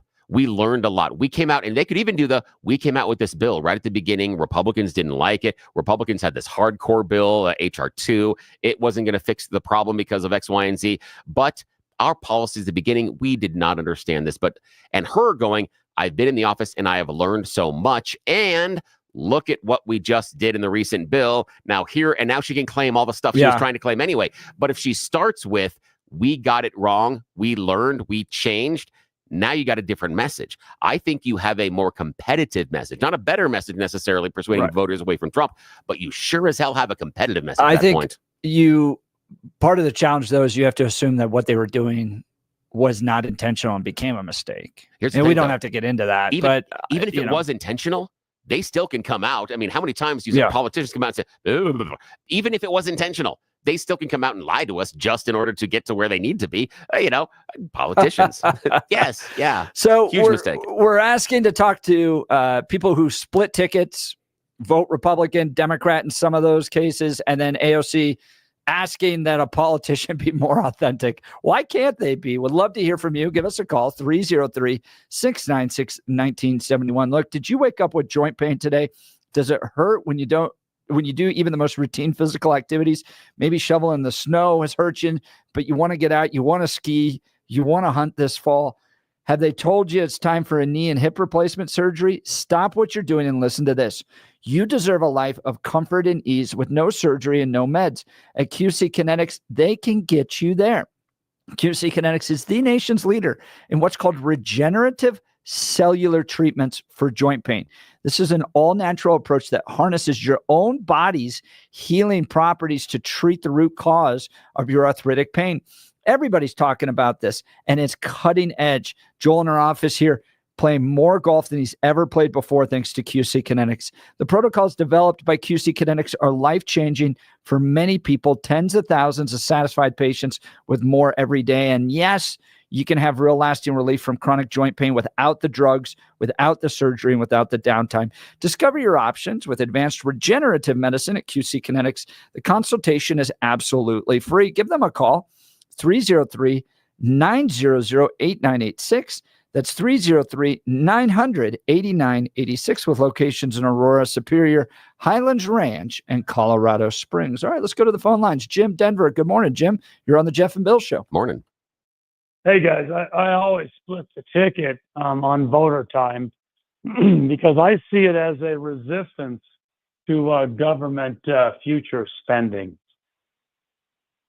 I like that. When both sides aren't able to get the projects they want in, and so it just kind of stalls. Well, I want two different sides to agree on spending my great-great-great-grandchildren's tax futures, because that's all government is to me, is a tax futures trading marketplace.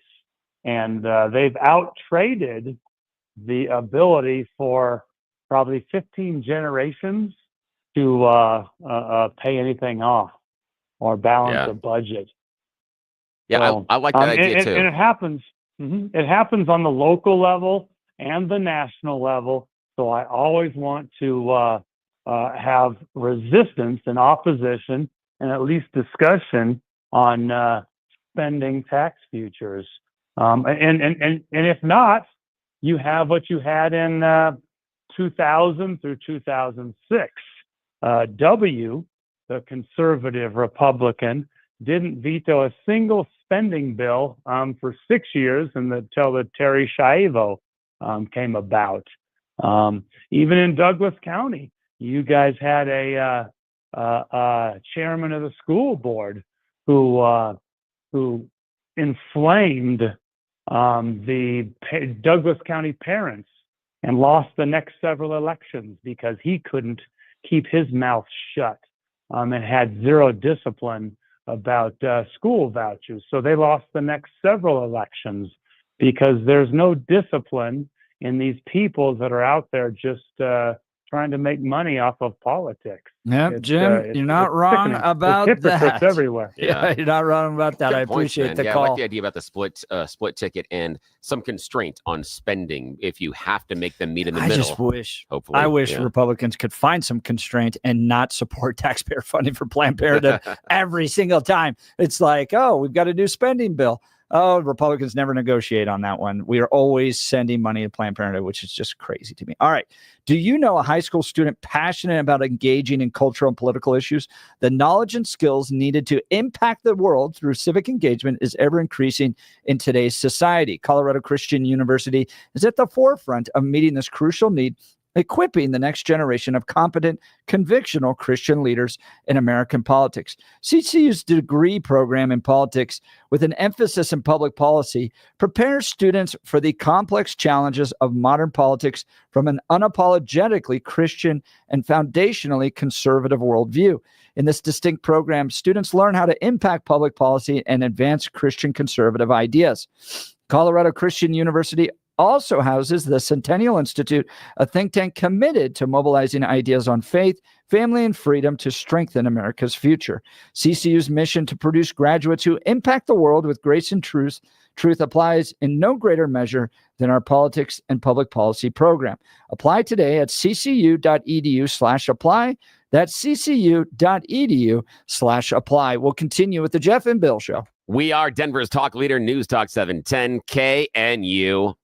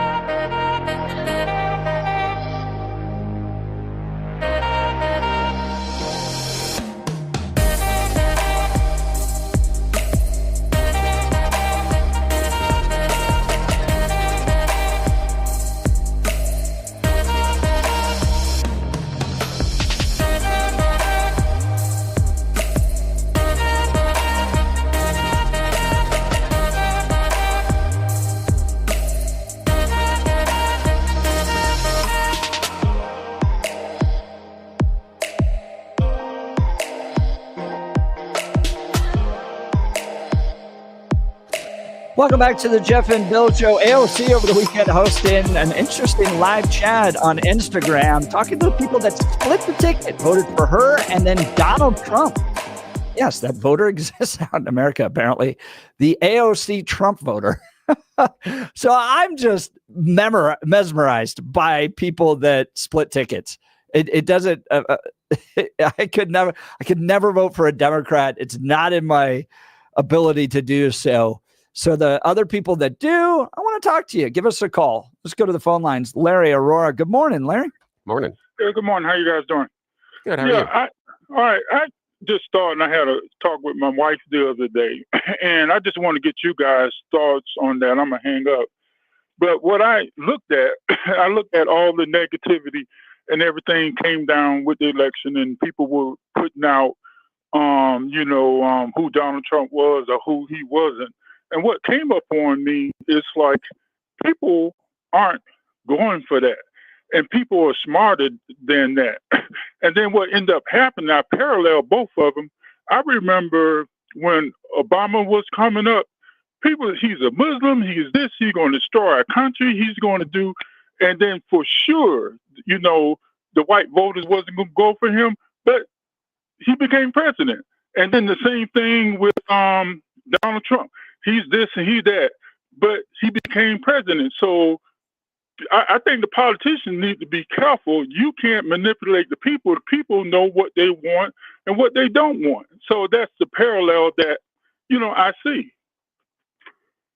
No, Larry, I think you're right. I think people walked right through everything that they were pushing, especially the media was pushing about Donald Trump, and they remember they had 4 years with him, and those were generally, with the exception of COVID, where I think he listened to progressives too much on that one. But generally, it was a fine 4 years. And so to call him all this stuff and to say he's going to destroy democracy, this is the last vote America will ever have, I just don't think people bought it. Well, what do you think about the piece? What they say the same thing about Obama also? Yeah. No, I think it's probably a fair critique that it just didn't materialize. Yeah, and then so the smart piece would be, I think, for the Republicans right now, and this is my thinking, Republicans have it all. So let's look at the issue with the immigration. Now, I'm totally against everything about calling people names. That's God don't allow me to do it, and everything they're gonna kill you, all that. But really, what impacted me with that is the economy. Wait a minute now, there's people who are suffering, and there's people, and so you coming in the community, the way I look at it is like I make my home budget, and I do my budget for the whole year, from toilet paper to everything. But then all of a sudden, from a groceries and electric bill and everything, water. But in the end, so there's all of a sudden, there's 14 people coming in my house, that blows my budget. Yep. So that's what's happening. So that's but what it didn't appeal to me of trashing people. What the reality was, wait a minute, schools and everything and the hospitals and everything. So that's running what came for me. Out of money. Larry, great point. Yep. It's happened in Denver. They lost $100 million on all the illegal immigrant spending. They don't have it. They're pulling from the police budget. They tried to raise money through a sales tax for affordable housing. That didn't happen. It's just a simple math problem. All right, Dr. Donald Sweeting's up next. You're listening to The Jeff and Bill Show. KNUS.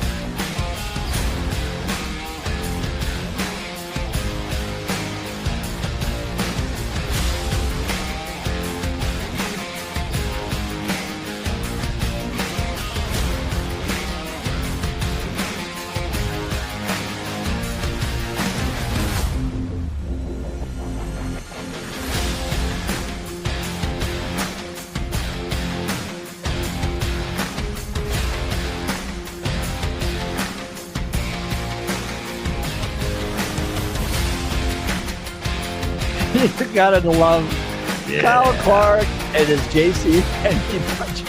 I know. I'm so jealous. I'm so jealous.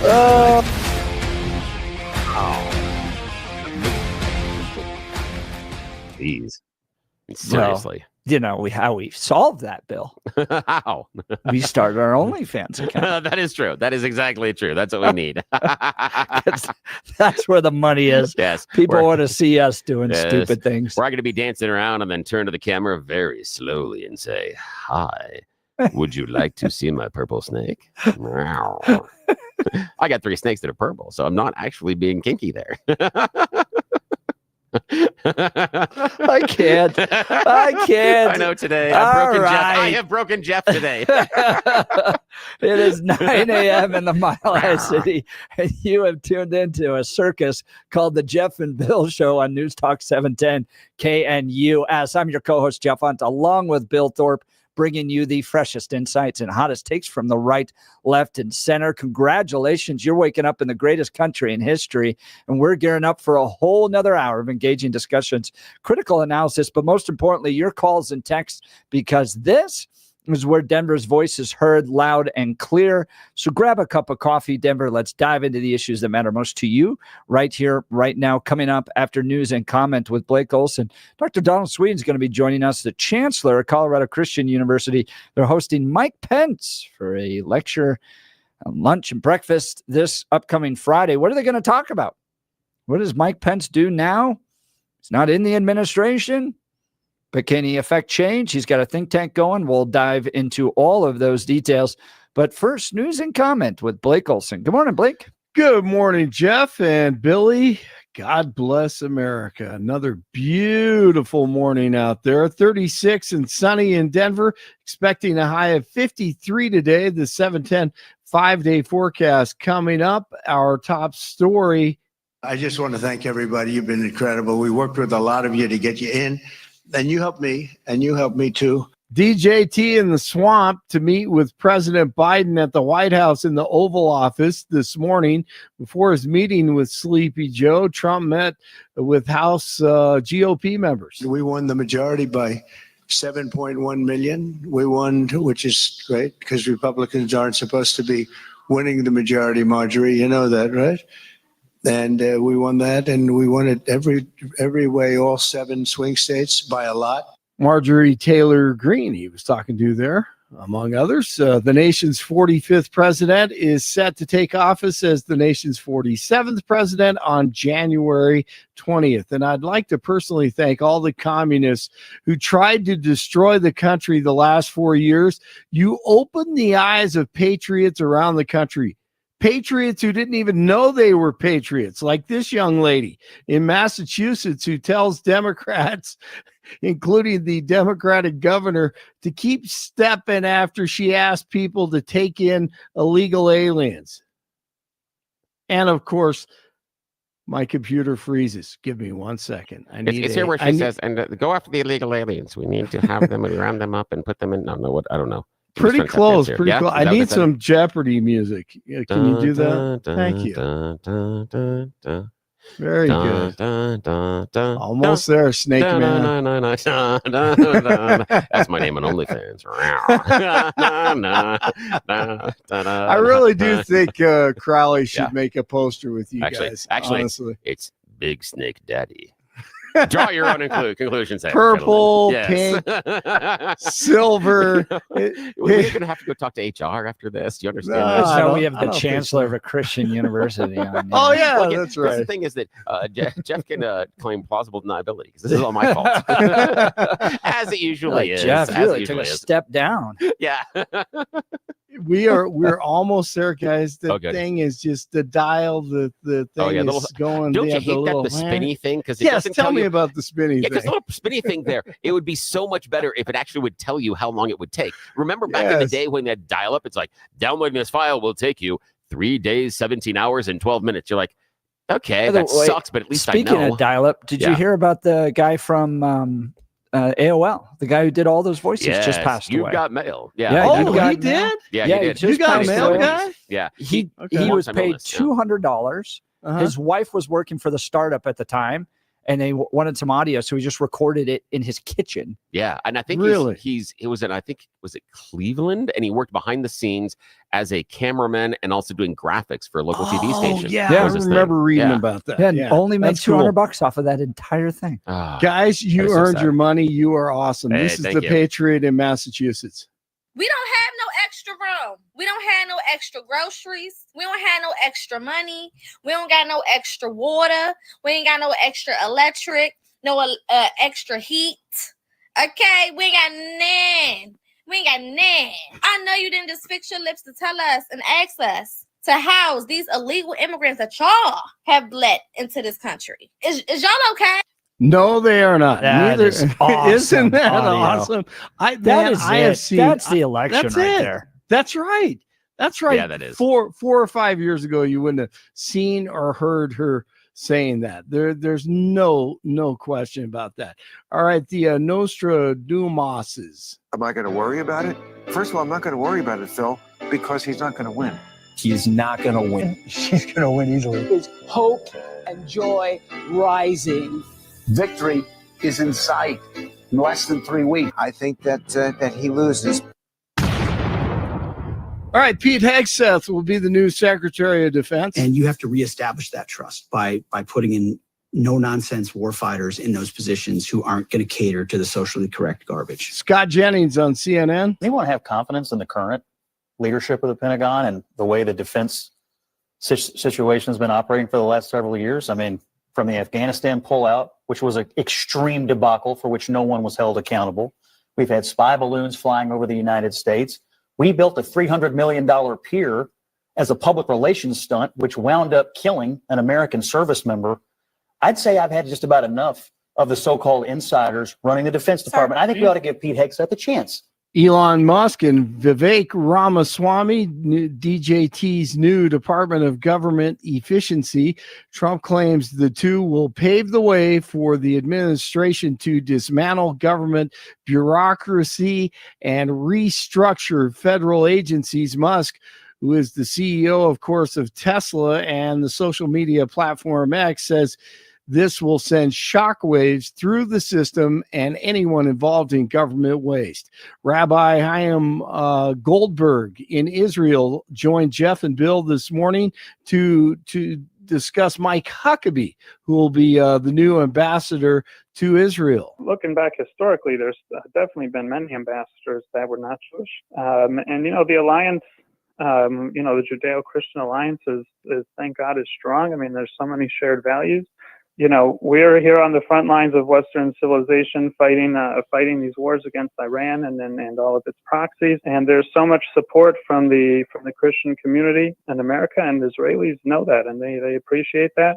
DJT also announced that, let's see, we already have that one. John Ratcliffe exposed Peter Strzok in the infamous Strzok and Page Russian hoax, and he will be in charge of the CIA now. Let's see, Patriot Steve Bannon showed up for court on Tuesday and had a message for Nancy Pelosi and the tyrant AG Letitia James. Bannon, you want to say anything? Yeah, how did Nancy Pelosi and Tish James, thank you very much, appreciate you. How did they like getting their ass kicked on Tuesday? The American people rendered a verdict on their lawfare. You know what the American people told them to do? Go for themselves. All right, the Avs go for 3 straight tonight as they play host to the Kings. Jeff and Bill have a guest coming up. 35 in Parker, 34 in North Glen, and 36 in Denver. And Jeff and Billy continue on this hump day. Blake Olson, News Talk 710 KNUS. Quiet weather for Denver and the Front Range as we go to the second half of the week. It'll be sunny to partly sunny, cool, upper 40s to near 50. Fair tonight, upper 20s to near 30. Sunny and dry, mid to upper 50s Thursday and Friday. Nights 20s and low 30s. The weekend will be a touch cloudier. The weekend will be a touch cooler with temperatures on the lower end of the 50s. Weather sponsored by Colorado's Best Roofing, reminding you to protect your home from the harsh Colorado weather and schedule your free no-obligation roof inspection today at roofingcolorado.com. That's roofingcolorado.com. I'm meteorologist Don Day in the 710 KNUS Weather Center.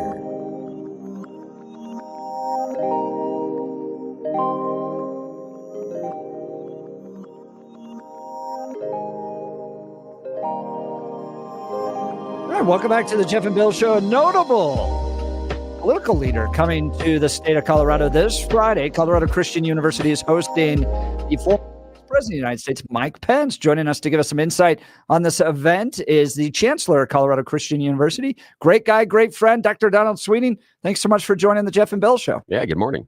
Hey, great to be with you guys. All my dials are working this morning. How about yours? There you go. There's one of them we had to tap dance a little bit for. So what are you hoping to achieve, and what is Vice President Pence going to be talking about when he comes to CCU?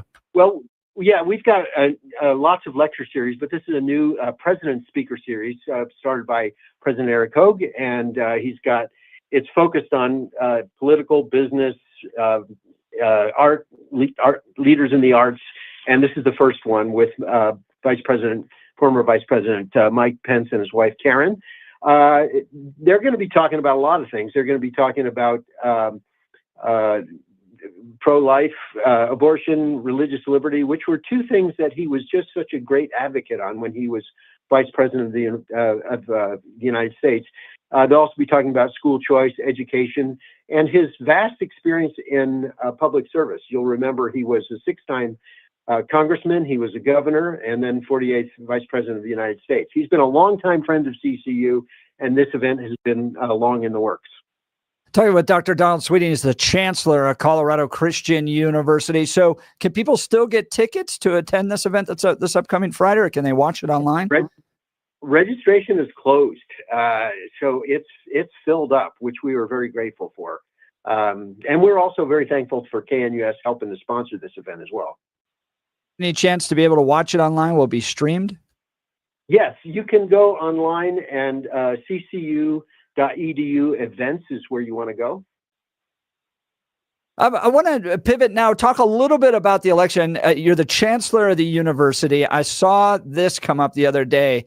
The election, roughly, if people having a degree were the only ones that voted, Kamala Harris would have won 471 to 67. And I think that it's part of the reason why Colorado's so blue. We're one of the highest rated or highest percentage of states with a college degree. It's literally only Massachusetts and Washington, D.C. ahead of Colorado. Why do you think having a college degree tends to have somebody vote Democratic as opposed to Republican? That's a great question, Jeff. It really depends on the college degree. So if the degree is slanted in an ideological direction and they're pumping you full of ideological information, that's what's going to come out. Historically, that's not what the university was created to do. So there are good universities that don't do that. You might recall Bill Buckley's comment that he would rather trust like the first 400 names in the phone book than a Harvard Ivy League elite, because he realized even back then that higher education can become corrupt, but not necessarily. It's supposed to teach, a love of truth, a formation of character, and a passing on of wisdom. And when it does that, it creates a whole different kind of fruit. I remember you used to talk about the importance of Christ-centered and then character development and then competency, and colleges have lost literally all that. They got rid of truth, and now they can't really tell you what it means to be a good person. And as a result, competency is starting to fail as well. You're seeing people get these degrees, and they're not necessarily workforce ready. Can you talk about how colleges broke down systemically? Yeah, well, you're right. The traditional model of higher education was competence, character, and it was in the United States and in the Western world, Christ-centered faith. And a long time ago, they took the God part out, and then it was just character and competence. Then, about 20, 30 years ago, they said, we can't agree what a character is, so they dropped that out. And it was just down to competence. And then with all the DEI stuff, they attacked the whole notion of excellence and anything being great as being oppressive and white and all that kind of thing. So how do you have a university when you can't have values like that? So we've just really embraced an old traditional model that is full of life, and it still works. So tell folks about Colorado Christian University. Is it just for 18 to 22-year-olds? Are there adult options if they wanted to be involved with CCU? How can they begin? Yeah, there are three really tracks. We have the traditional residential track for college, high school grads. We have about 1,500 on this beautiful campus in Lakewood, Colorado. Then we have a really robust online program with about 8,500 in that, and it's for the non-traditional learner. You didn't go to college, or you want to get some training. You want to go to college, but it's late, or you want to pursue a master's degree or a PhD. You can do that in the online program. And then we have a high school academy that is online as well. We have about 5,000 students in that. So if you're homeschooling and you want to take courses that'll get college credit, or if you're in high school and you want more challenging courses from a Christian point of view, that's what we do. Talking with Dr. Donald Sweeney, he's the chancellor of Colorado Christian University. They're hosting Mike Pence and Karen Pence this upcoming Friday. Tickets are sold out, but you can watch online if you go to ccu.edu/events, ccu.edu/events. As we wrap here, Chancellor Sweeney, give folks a sense of the activities that are happening this Friday and what they can expect to watch online. Will it be a speech? Will it be an interview? Breakfast, lunch, what is all going to be online for people to be able to watch? Yeah, it's going to be lecture events and lunch events where they're going to be speaking. Some of it's going to be question and answer. Some of it's going to be lecture. But we'd love to have you be a part of it. So please check out the link online. Yeah, it'll be fascinating to see. Trump is heading into the White House. He's going in without Mike Pence, but Mike is still very active in his own think tank. So he's still active in politics out there, shaping particularly a lot of social conservative issues. So it'll be interesting to see what he has to say on the future of the Republican Party, the future of the conservative movement, and how social conservatives can still be involved with it. Absolutely. Chancellor Dr. Donald Sweeney, thanks so much for taking time to join the Jeff and Bill Show. Great to be with you guys. Thanks. Have a good day. KNUS will be out there on Friday. Yes, so yes, we'll be doing a live broadcast from there. Sad we can't get tickets for extra people, though. No, it's okay. Yeah, I know. We'll be there, though. You can watch online. Yeah. So, and the weather may not be great on Friday either. No. So maybe which you means can stay warm. Yeah, which means they're probably putting us outside. Actually, it says warm and dry 62. Well, I feel like weather changes all the time. And I can't look at weather in Elizabeth because it's like, dude, we live in an entirely different state sometimes out there. Yes, absolutely. Like Tell me. we will wake up and we have 6 inches of snow on the ground. And I'm like, oh man, school's going to be delayed today. No delay. I drive into Douglas County and there's no snow. Yeah, dry roads. Oh my gosh. And I'm like, what in the world? So I would think I was probably looking at our weather going, Friday looks a little bad. Now I'm looking at Denver weather and it's 62 warm and dry. Here's the hardest part about this time of the year. There's this moment in fall and this moment in spring that all Coloradans will understand.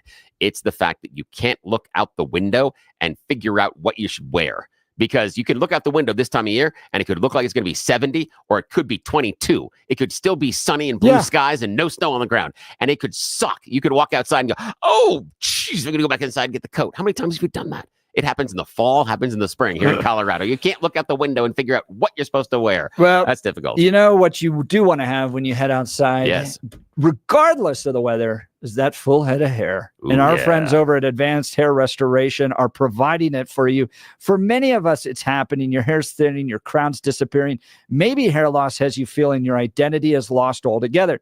Well, I've got good news for you. It's an incredible yet simple one-day treatment that starts growing your own natural hair the very next day. And it's guaranteed to grow for life. It's the Advanced FUE from Advanced Hair. We've all seen the pills, lotions that come with monthly subscriptions.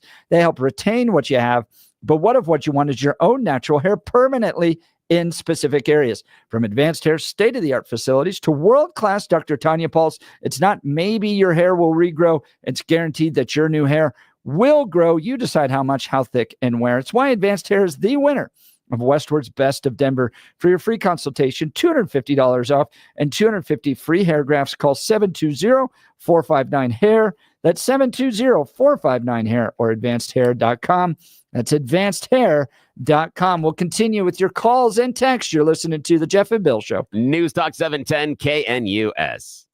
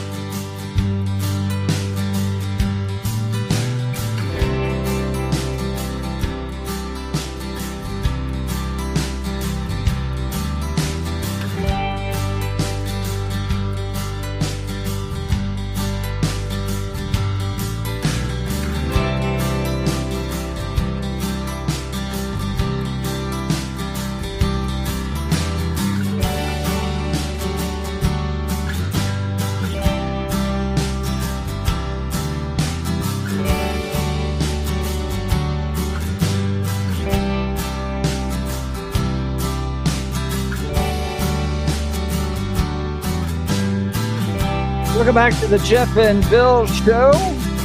Mike Pence is going to be at CCU on Friday. And so will we. But no one's coming to see us. That's fine. That's good. But you can watch us online. What we are now, the thing is, we're not going to be streaming. Got to let everybody know. We're not going to be streaming out there that day. It's too much of a heavy lift to bring the equipment out there, to set it up, to do everything, and also it's just us sitting there. There's not going to be a crowd, not a ton of really good visual interaction. So that's a day in which you're going to be spared from seeing Jeff and I in person. So that's good. That'll be nice. Just know that it's not going to be streaming on Friday. Yeah. Let's go to the phone lines. Nick, Denver. Good morning, Nick. You're on the Jeff and Bill Show. Morning. Thanks for taking my call, and I will follow your suggestion and see if I can get some real hair on my bald pate. I'm sick and tired of my expensive wigs blown away in the wind and people making fun of me. Dude, You got to check out Advanced Hair. Yeah, that and all the hats you have to invest in. That's the other bad part, man. But on a more serious note, I think the most important issue facing this country is our out of control debt, because it affects everything. And unless you change the process on how budgets are put together, you're really not going to get any meaningful reform. In the real world, I don't care what kind of business you're in or running, you borrow money or you have the money, you spend money on something, but you're always looking for a return. Is that money actually working to make this a more efficient business? In government, it's the exact opposite. So until you inject some discipline into the whole budget process, not much is going to change. No, you're not wrong about that. There's no incentive. It's not their money. So who cares if it gets lost? They're spending other people's money. Yeah. Here's another thing, Nick, that I think is broken inside of our government system as far as budgetary requirements. And this is just flat out universal. This goes all the way through the military, all the way to the other side on education. And every single department has to play by this rule. And this perfectly outlines your issue about how the government's budget is 180 degrees backwards from how an average person, family, or business has to run their life. Here's the example. If you don't spend all the money in your budget is reduced by that much next year. So That's exactly right. So you have this race at the end of the year. And this is again, goes from defense all the way over the spectrum, every single office, all the way down to education, that if they don't spend the money they were allocated, they get less money next year. So rather than, I don't know, like Nick's household, Jeff's household, my household, our listeners' households, where if we are able to spend less than what we have budgeted, that is a surplus we carry into the next year, and then it's an advantage for us. They never look at it that way. They take the money away rather than even rewarding the department, the school, the military branch, saying, look, you saved that. Great. We will push that into the next year. Now we can actually lower your funding by X percentage because you still stay whole. Instead, they come back and punish you for not excess spending. That is phenomenally stupid. And as your point, Nick, and we think somehow with this type of a program, government is going to come to the table and spend more intelligently. It'll never happen. You're right. You have to change the rules. And you're absolutely right. There's always the federal budget ends October 1 or September 30th. And the last 30 days, you can see this mad rush to spend the money. Otherwise, within the next 30 days, otherwise, you don't get it the next time around. I mean, there was just a story out where Northrop Corporation, or one of these big defense contractors, was billing the Defense Department, i.e. you and me, the taxpayers, something like $200 for paper plates. Yeah. And nobody said anything about it. Yeah, over and over and over again, because they have to, because they're worried that they may need that money next year. So they have to spend in excess of what they actually need just in order to preserve budget. That's stupid. None of us could run our life, our businesses, or anything that way. Yeah. And now we're in a situation where the federal budget is, $6 trillion? Yeah. And we're spending almost $1 trillion just on interest. Is that insanity? Oh, here, let me make this even more insane for you, Nick and Jeff and our listeners. This is the crazy part about that. So you're talking, yes, we're spending more than $1 trillion on the interest on the debt. Now, we know a significant amount of that money is going to China. Now, here's the fun part. Yes, it is. Here's the fun part that is really going to twist our knickers this morning. China takes the giant check of American dollars that we send them, and then they subsidize their own companies to undercut us in the international market to take more money and to hurt American businesses. So we are giving them the leverage to screw American businesses because America, it's ridiculous. And I hope Trump, who has some business sense, is going to put a stop to that. Right now, as you well know, the Chinese are setting up all these companies in Mexico to build these electric vehicles, and they're going to try to import them into this country and completely destroy whatever industry we have left in that area. Yeah, I think they do want their hands on the American market. Here's the crazy part, and Jeff and I were talking about this behind the scenes, that BYD, the major China EV manufacturer, does almost triple the business worldwide that Tesla does. And that's crazy. And BYD doesn't sell a single car here in America. So that's the leverage that BYD is going to have. They don't need America. They want America, but they don't need us. But you're absolutely right. That's what they're doing in Mexico. They're setting up the manufacturing because they want the Mexican and South American markets. America is going to be the cherry on top. But you're right. They're leveraging it that direction so that they can get access here. But their play is going to be, we're making more money than any of your electric manufacturers are right now, and we don't need you. So convince us that we need to come to the American market. That'll be their play. All right. Well, thanks for your time. Great. Thanks, man. Nick. Have a great day. Really appreciate hearing from you. You know, while the government's spending just wild amounts of money in lots of different directions that is totally useless and irrelevant, one place where you can spend money that is a great return, Balance WellSpace. Oh, thank you. Appreciate that, my friend. Yes, Balance WellSpace is this incredible integrative medicine office that I have connected with. And what have they done? They've taken away my pain. I used to live my life in daily pain. That's what I saw when I was growing up, all the elderly people around me. And yeah, I'm getting closer and closer to being elderly. I got to be honest here. But I saw all those people around me complaining about stuff that hurts. So when I got older and stuff started hurting, I thought, well, this is just how you have to live. It doesn't have to be that way. I've connected with this team at Balance WellSpace, balancewellspace.com, balancewellspace.com. It's about integrative medicine. It means you get a whole bunch of different treatments all under one roof. And I've got a chance for you to go and talk to them. They have a very special event coming up, and it talks about hormone replacement. Now, here's the deal. This is coming up on Tuesday, December 3rd, 5 o'clock in the evening. Their offices in Lowry, right across from Hangar 2. They're serving complimentary wine, cheese, crackers, and they want to talk to you about Balance WellSpace and, more importantly, about the idea of hormone replacement. It seems weird, but here, let's talk about this.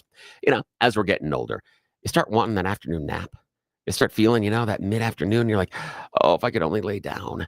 That's because your hormones have changed. It's just what happens as we get older. Your body has been making the hormones for so long, and the amount it makes and where they're going changes. You also have that fatigue where you get up the next morning and you're like, wow, I have got a full night's sleep, and I feel like I need another 8.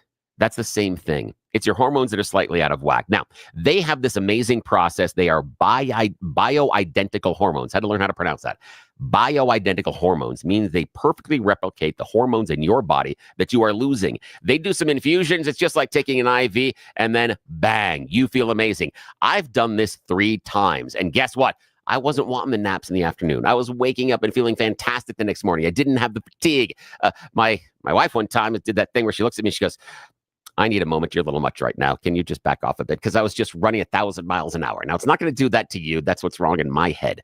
But I have undergone this bioidentical hormone replacement therapy several times, and it is simply remarkable. But you get a chance to go and talk to the team at Balance WellSpace December 3rd, 5 p.m. It's a Tuesday, and they're going to have some representatives there. You'll also get to talk to everybody else about what the facility and what they can do for you. Talk to Dr. Jess, Dr. Julie, everyone. So reach out to Balance WellSpace, balancewellspace.com. Space is limited. Reserve your slot for that beautiful wine, cheese, the crackers, December 3rd, 5 p.m. Talk to them about bioidentical hormone replacement, how you can again feel like you are in your teens and your 20s. That's what it did for me. It's amazing. Very, very simple. It's just like getting an IV and takes you less than 10 minutes. Sit down, talk with them, check it out, make your reservation today.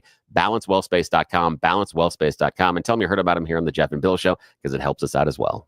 Great to hear that, Bill. We'll continue with your calls and texts. You're listening to the Jeff and Bill Show. Denver's talk leader, News Talk 710 KNUS.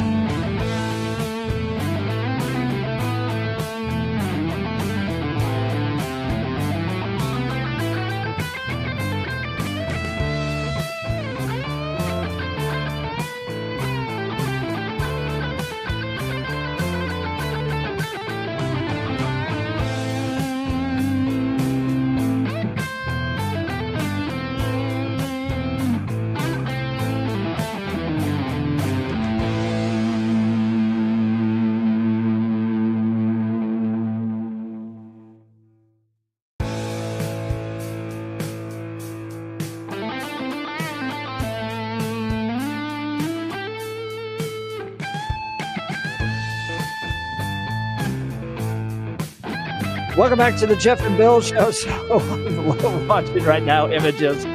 Donald Trump meeting with Joe Biden in the White House. Wow. It looks pretty amicable. Yeah. Like they're getting along pretty well, but what do you think that meeting's like behind closed doors? It's gotta be weird. Now, there's all this stuff floating on conservative X right now that Kamala and Joe just not getting along. Yeah. And you saw Peter Doocy ask that question, how icy is the relationship? Because Kamala led essentially the effort to kick Joe Biden out, and then she loses. Yeah, I don't know. Do you think it's icy? My guess would be at this point, yeah, it probably is fairly icy. And I think I would guess for several layers. One, Joe still felt at the time that he could do this. I mean, the reporting that we have is rather than a coup, while there was pressure that around the COVID time as he's recovering, he kind of had that. And the story, again, if you believe the reporting, the story is that while Trump was out doing more rallies and Biden was at home with COVID, he kind of went, maybe I can't. And he had the first questions. And the story goes that he walks down the morning after having these thoughts at night and turning to one of the people on his staff and saying, okay, if I'm going to do this, what do I say? And that was the conversation. But I'm sure he has a lot of pent-up frustration for it. And I'm certain that Harris has a lot of pent-up frustration too on a number of levels. One, why didn't you move out of the way earlier so that we might have been able to get some of these things, buttoned down? Some of the idea of it looks like the voter outreach that was so vaunted by the Democrats didn't actually work out, where the questionable ones with Musk and Charlie Kirk worked out in spades. Yep. So that's fantastic. Maybe they could have done that.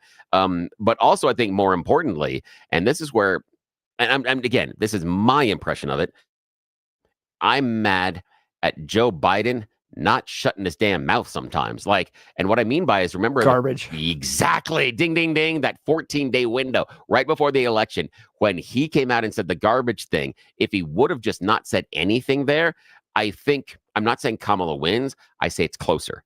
I think that Kamala's within, rather than 10 million votes of him is more or less what, no, I think now she's within 6 or 7 million, more 6 or 6 million, I think is on the total numbers. I think she's closer to 3. I still think she loses. I just don't think she sheds as many voters as quickly. And it might have also cut down on the enthusiasm for Trump. I think there are a number of people that were like, okay, I'm going to vote. And then heard that and goes, oh, I'm voting now for sure. Or activated people that were questionable. Like, I'm not sure I can choose this. I'm not sure I can choose this. Wait, they just said what? Okay, now I'm choosing. Now I'm going to be on that team.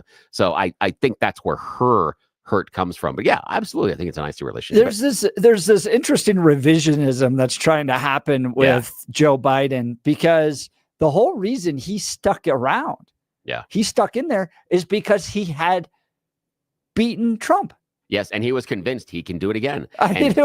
We already had a guy. We don't have to go test this. This guy had already beat him in huge margins, 80 million people. And now there's this, well, he should have gotten out earlier. He should have kept his promise to be a transitional candidate. No. In January, February, March of this year, it was all, we already have a guy that won 80 million votes. We're going to keep him in there, and he's going to destroy Donald Trump again. Yep, you're absolutely right. And not recognizing the weaknesses that were becoming self-evident. And they were becoming very self-evident. Also, Donald Trump and the Republicans had spent 2 years saying Joe Biden's too old, too infirm, and then we're going to get a guy that during the term is going to be older than Biden is now. But again, great messaging, and that really worked and resonated. Well, somebody who I would love to see in statewide politics, maybe even shoot to the national level, because I trust him that much and he does a great job, is Dan Kaplis. And if you need him, you can hire him for your own personal injury lawsuit. Look, it matters who you hire. You hire somebody because you see them go by on a billboard. You don't really know them. They're known as ambulance chasers with a reputation in town. If you show up to court with a guy like that, it's not going to go that well. You want a guy who's known to be pro-life, pro-family, pro-America.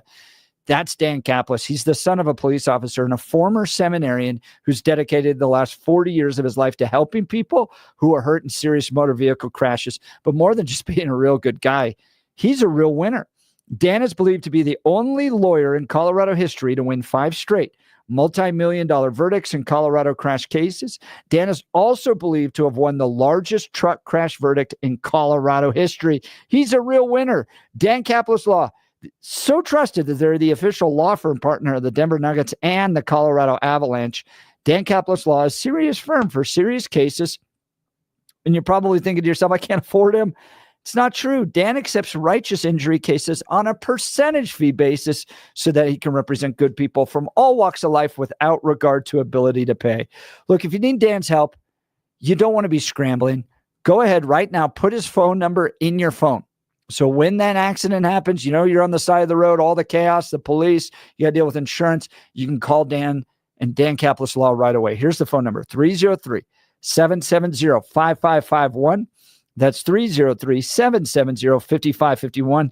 Or just visit dancaplisLaw.com. That's Dan, CAPLIS law.com. All right, let's go to Louis. Aurora, good morning. You're on the Jeff and Bill Show. Morning. Good morning, brothers. Hey, listen, man, I just dealt with, you're talking about waste. I had an issue with urinating, and I had to have catheter put in, and finally, a couple of weeks later, they gave me at the VA a self-catheter, okay? And now the Lord has healed me. I don't need any more. But the VA sent me 60 self-catheters plus a box of lubrication. I called them up. I said, I don't need this. Why was I sent this? I said, I want to send it back. They said, well, we can't take it back. I said, what? What a waste. 60. I mean, there's 5 boxes with 12 self-catheters plus a full box of lubrication. I said, I didn't order this. You got to take it back. They said, well, we can't take it back. You know how much money that is? I know. And Louis, you could start your OnlyFans account with that. I mean, catheters and lubrication. I don't know what to do with them. I don't know what to do. That is crazy. There's all this waste. Look, I put on the Western Conservative Summit for 8 years. We would have, because of union rules, I would have to, down at the Denver Convention Center, pay a union guy to sit there because the private company I wanted to hire to actually run the production of the event was better. So I actually paid twice for one guy to just sit there and scroll on his phones. And that was because of these union rules and regs that, the city of Denver has come up with down at the convention center. It's a massive waste of money. And yeah. Louis, you have a great example. I bet people could text in. I would love to see those text messages. What do you see out there that's just a massive waste of money? And you're looking at it going, oh my goodness, I can't believe we're driving our country into debt in order to pay this stuff. Right. And I mean, these catheters are good. They're not out of the box, and the lubrication, nothing is missing from, and they won't take them back. Now that's weird. Now, Louis, think about that our government has decided that rather than paying the shipping cost to get excess supplies back into their inventory, they instead are going to write off what they sent you. Then they're going to take new inventory and again pay a shipping cost to send it out again. They are burning more money. It's ridiculous. I'm 4 miles from the VA. Oh my God. I tell them I take it back. They don't have to pay for shipping. Oh my God, that is crazy. That is maddening. Louis and the catheters and the lubrication and the government waste. This is the perfect way to end the show. Thank you, Louis. This has been a wild Thank show you, today. Man. Have a great day. Thank you. Well, we started off the show talking about a guy in Denver who's been fined or sued $7 million by Nintendo for playing pre-release video games. Do not mess with Nintendo. Patrick Brown from the Ethics and Public Policy Center joined us to discuss about how pro-life is shifting to kind of pro-family in the arguments in the public square in an effort to reduce abortions. And that found its way to OnlyFans. So that was an interesting conversation. If you missed that, we got a call directly from Israel. It's Jews in Israel rejoicing over the election of Donald Trump and the appointment of Mike Huckabee to become the new U.S. ambassador to Israel. Lots of good news happening there. And then Dr. Donald Sweeting joined us to preview Mike Pence at CCU this Friday. You can watch online. Went over there. You have to register. If you go to ccu.edu/events, you'll see a little thing for the President Speaker Series. And it'll be interesting to see what he has to say about the conservative movement, Donald Trump, where this all goes, pro-life, all that stuff. I mean, Donald Trump is today at the White House. J.D. Vance is on Capitol Hill. And Mike Pence is not. Yeah. Well, how do you feel about that? To be fair, last time I was on Capitol Hill, right, it didn't go well. Say, it wasn't that easy. That didn't go they well. They built an thing to hang him. Yeah, up front. So gallows. Yeah. My goodness. Yeah. So if you missed any of the conversation, go to 710knus.com. You can download the podcast there. We've got Cal Thomas coming up with Charlie Kirk, Dennis Prager, Sebastian Gorka. All the analysis is happening on 710KNUS about these appointment picks and who's going into the cabinet and is it good? What do you think about Kristi Noem, Department of Homeland Security? Now, she was the first one to send troops to the border to support Texas when they were dealing with it overrun there. So she's the governor of a state. She's ran a state. Is she the good pick for Department of Homeland Security? What do you think, Bill? Okay, this is the this is not nice, but I'm going to do this one just because this is the end of the show.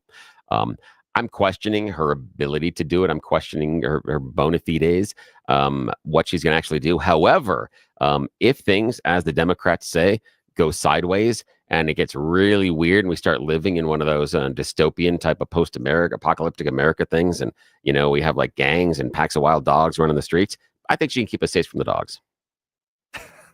That she can. Just saying. And the goats. And I said this as a rancher. It was actually more egregious what she did to the goat than what she did to the dog. You're right. Because she literally killed a goat for being a goat. Yeah, exactly. Like, boy goats, they just want to wrestle. They headbutt. Yes, it's what they do. The dog killed some chickens. I understand that. But oh my gosh, so much to cover. You're not going to want to miss. You're listening to the Jeff and Bill Show. Denver's talk leader, News Talk 710 KNUS.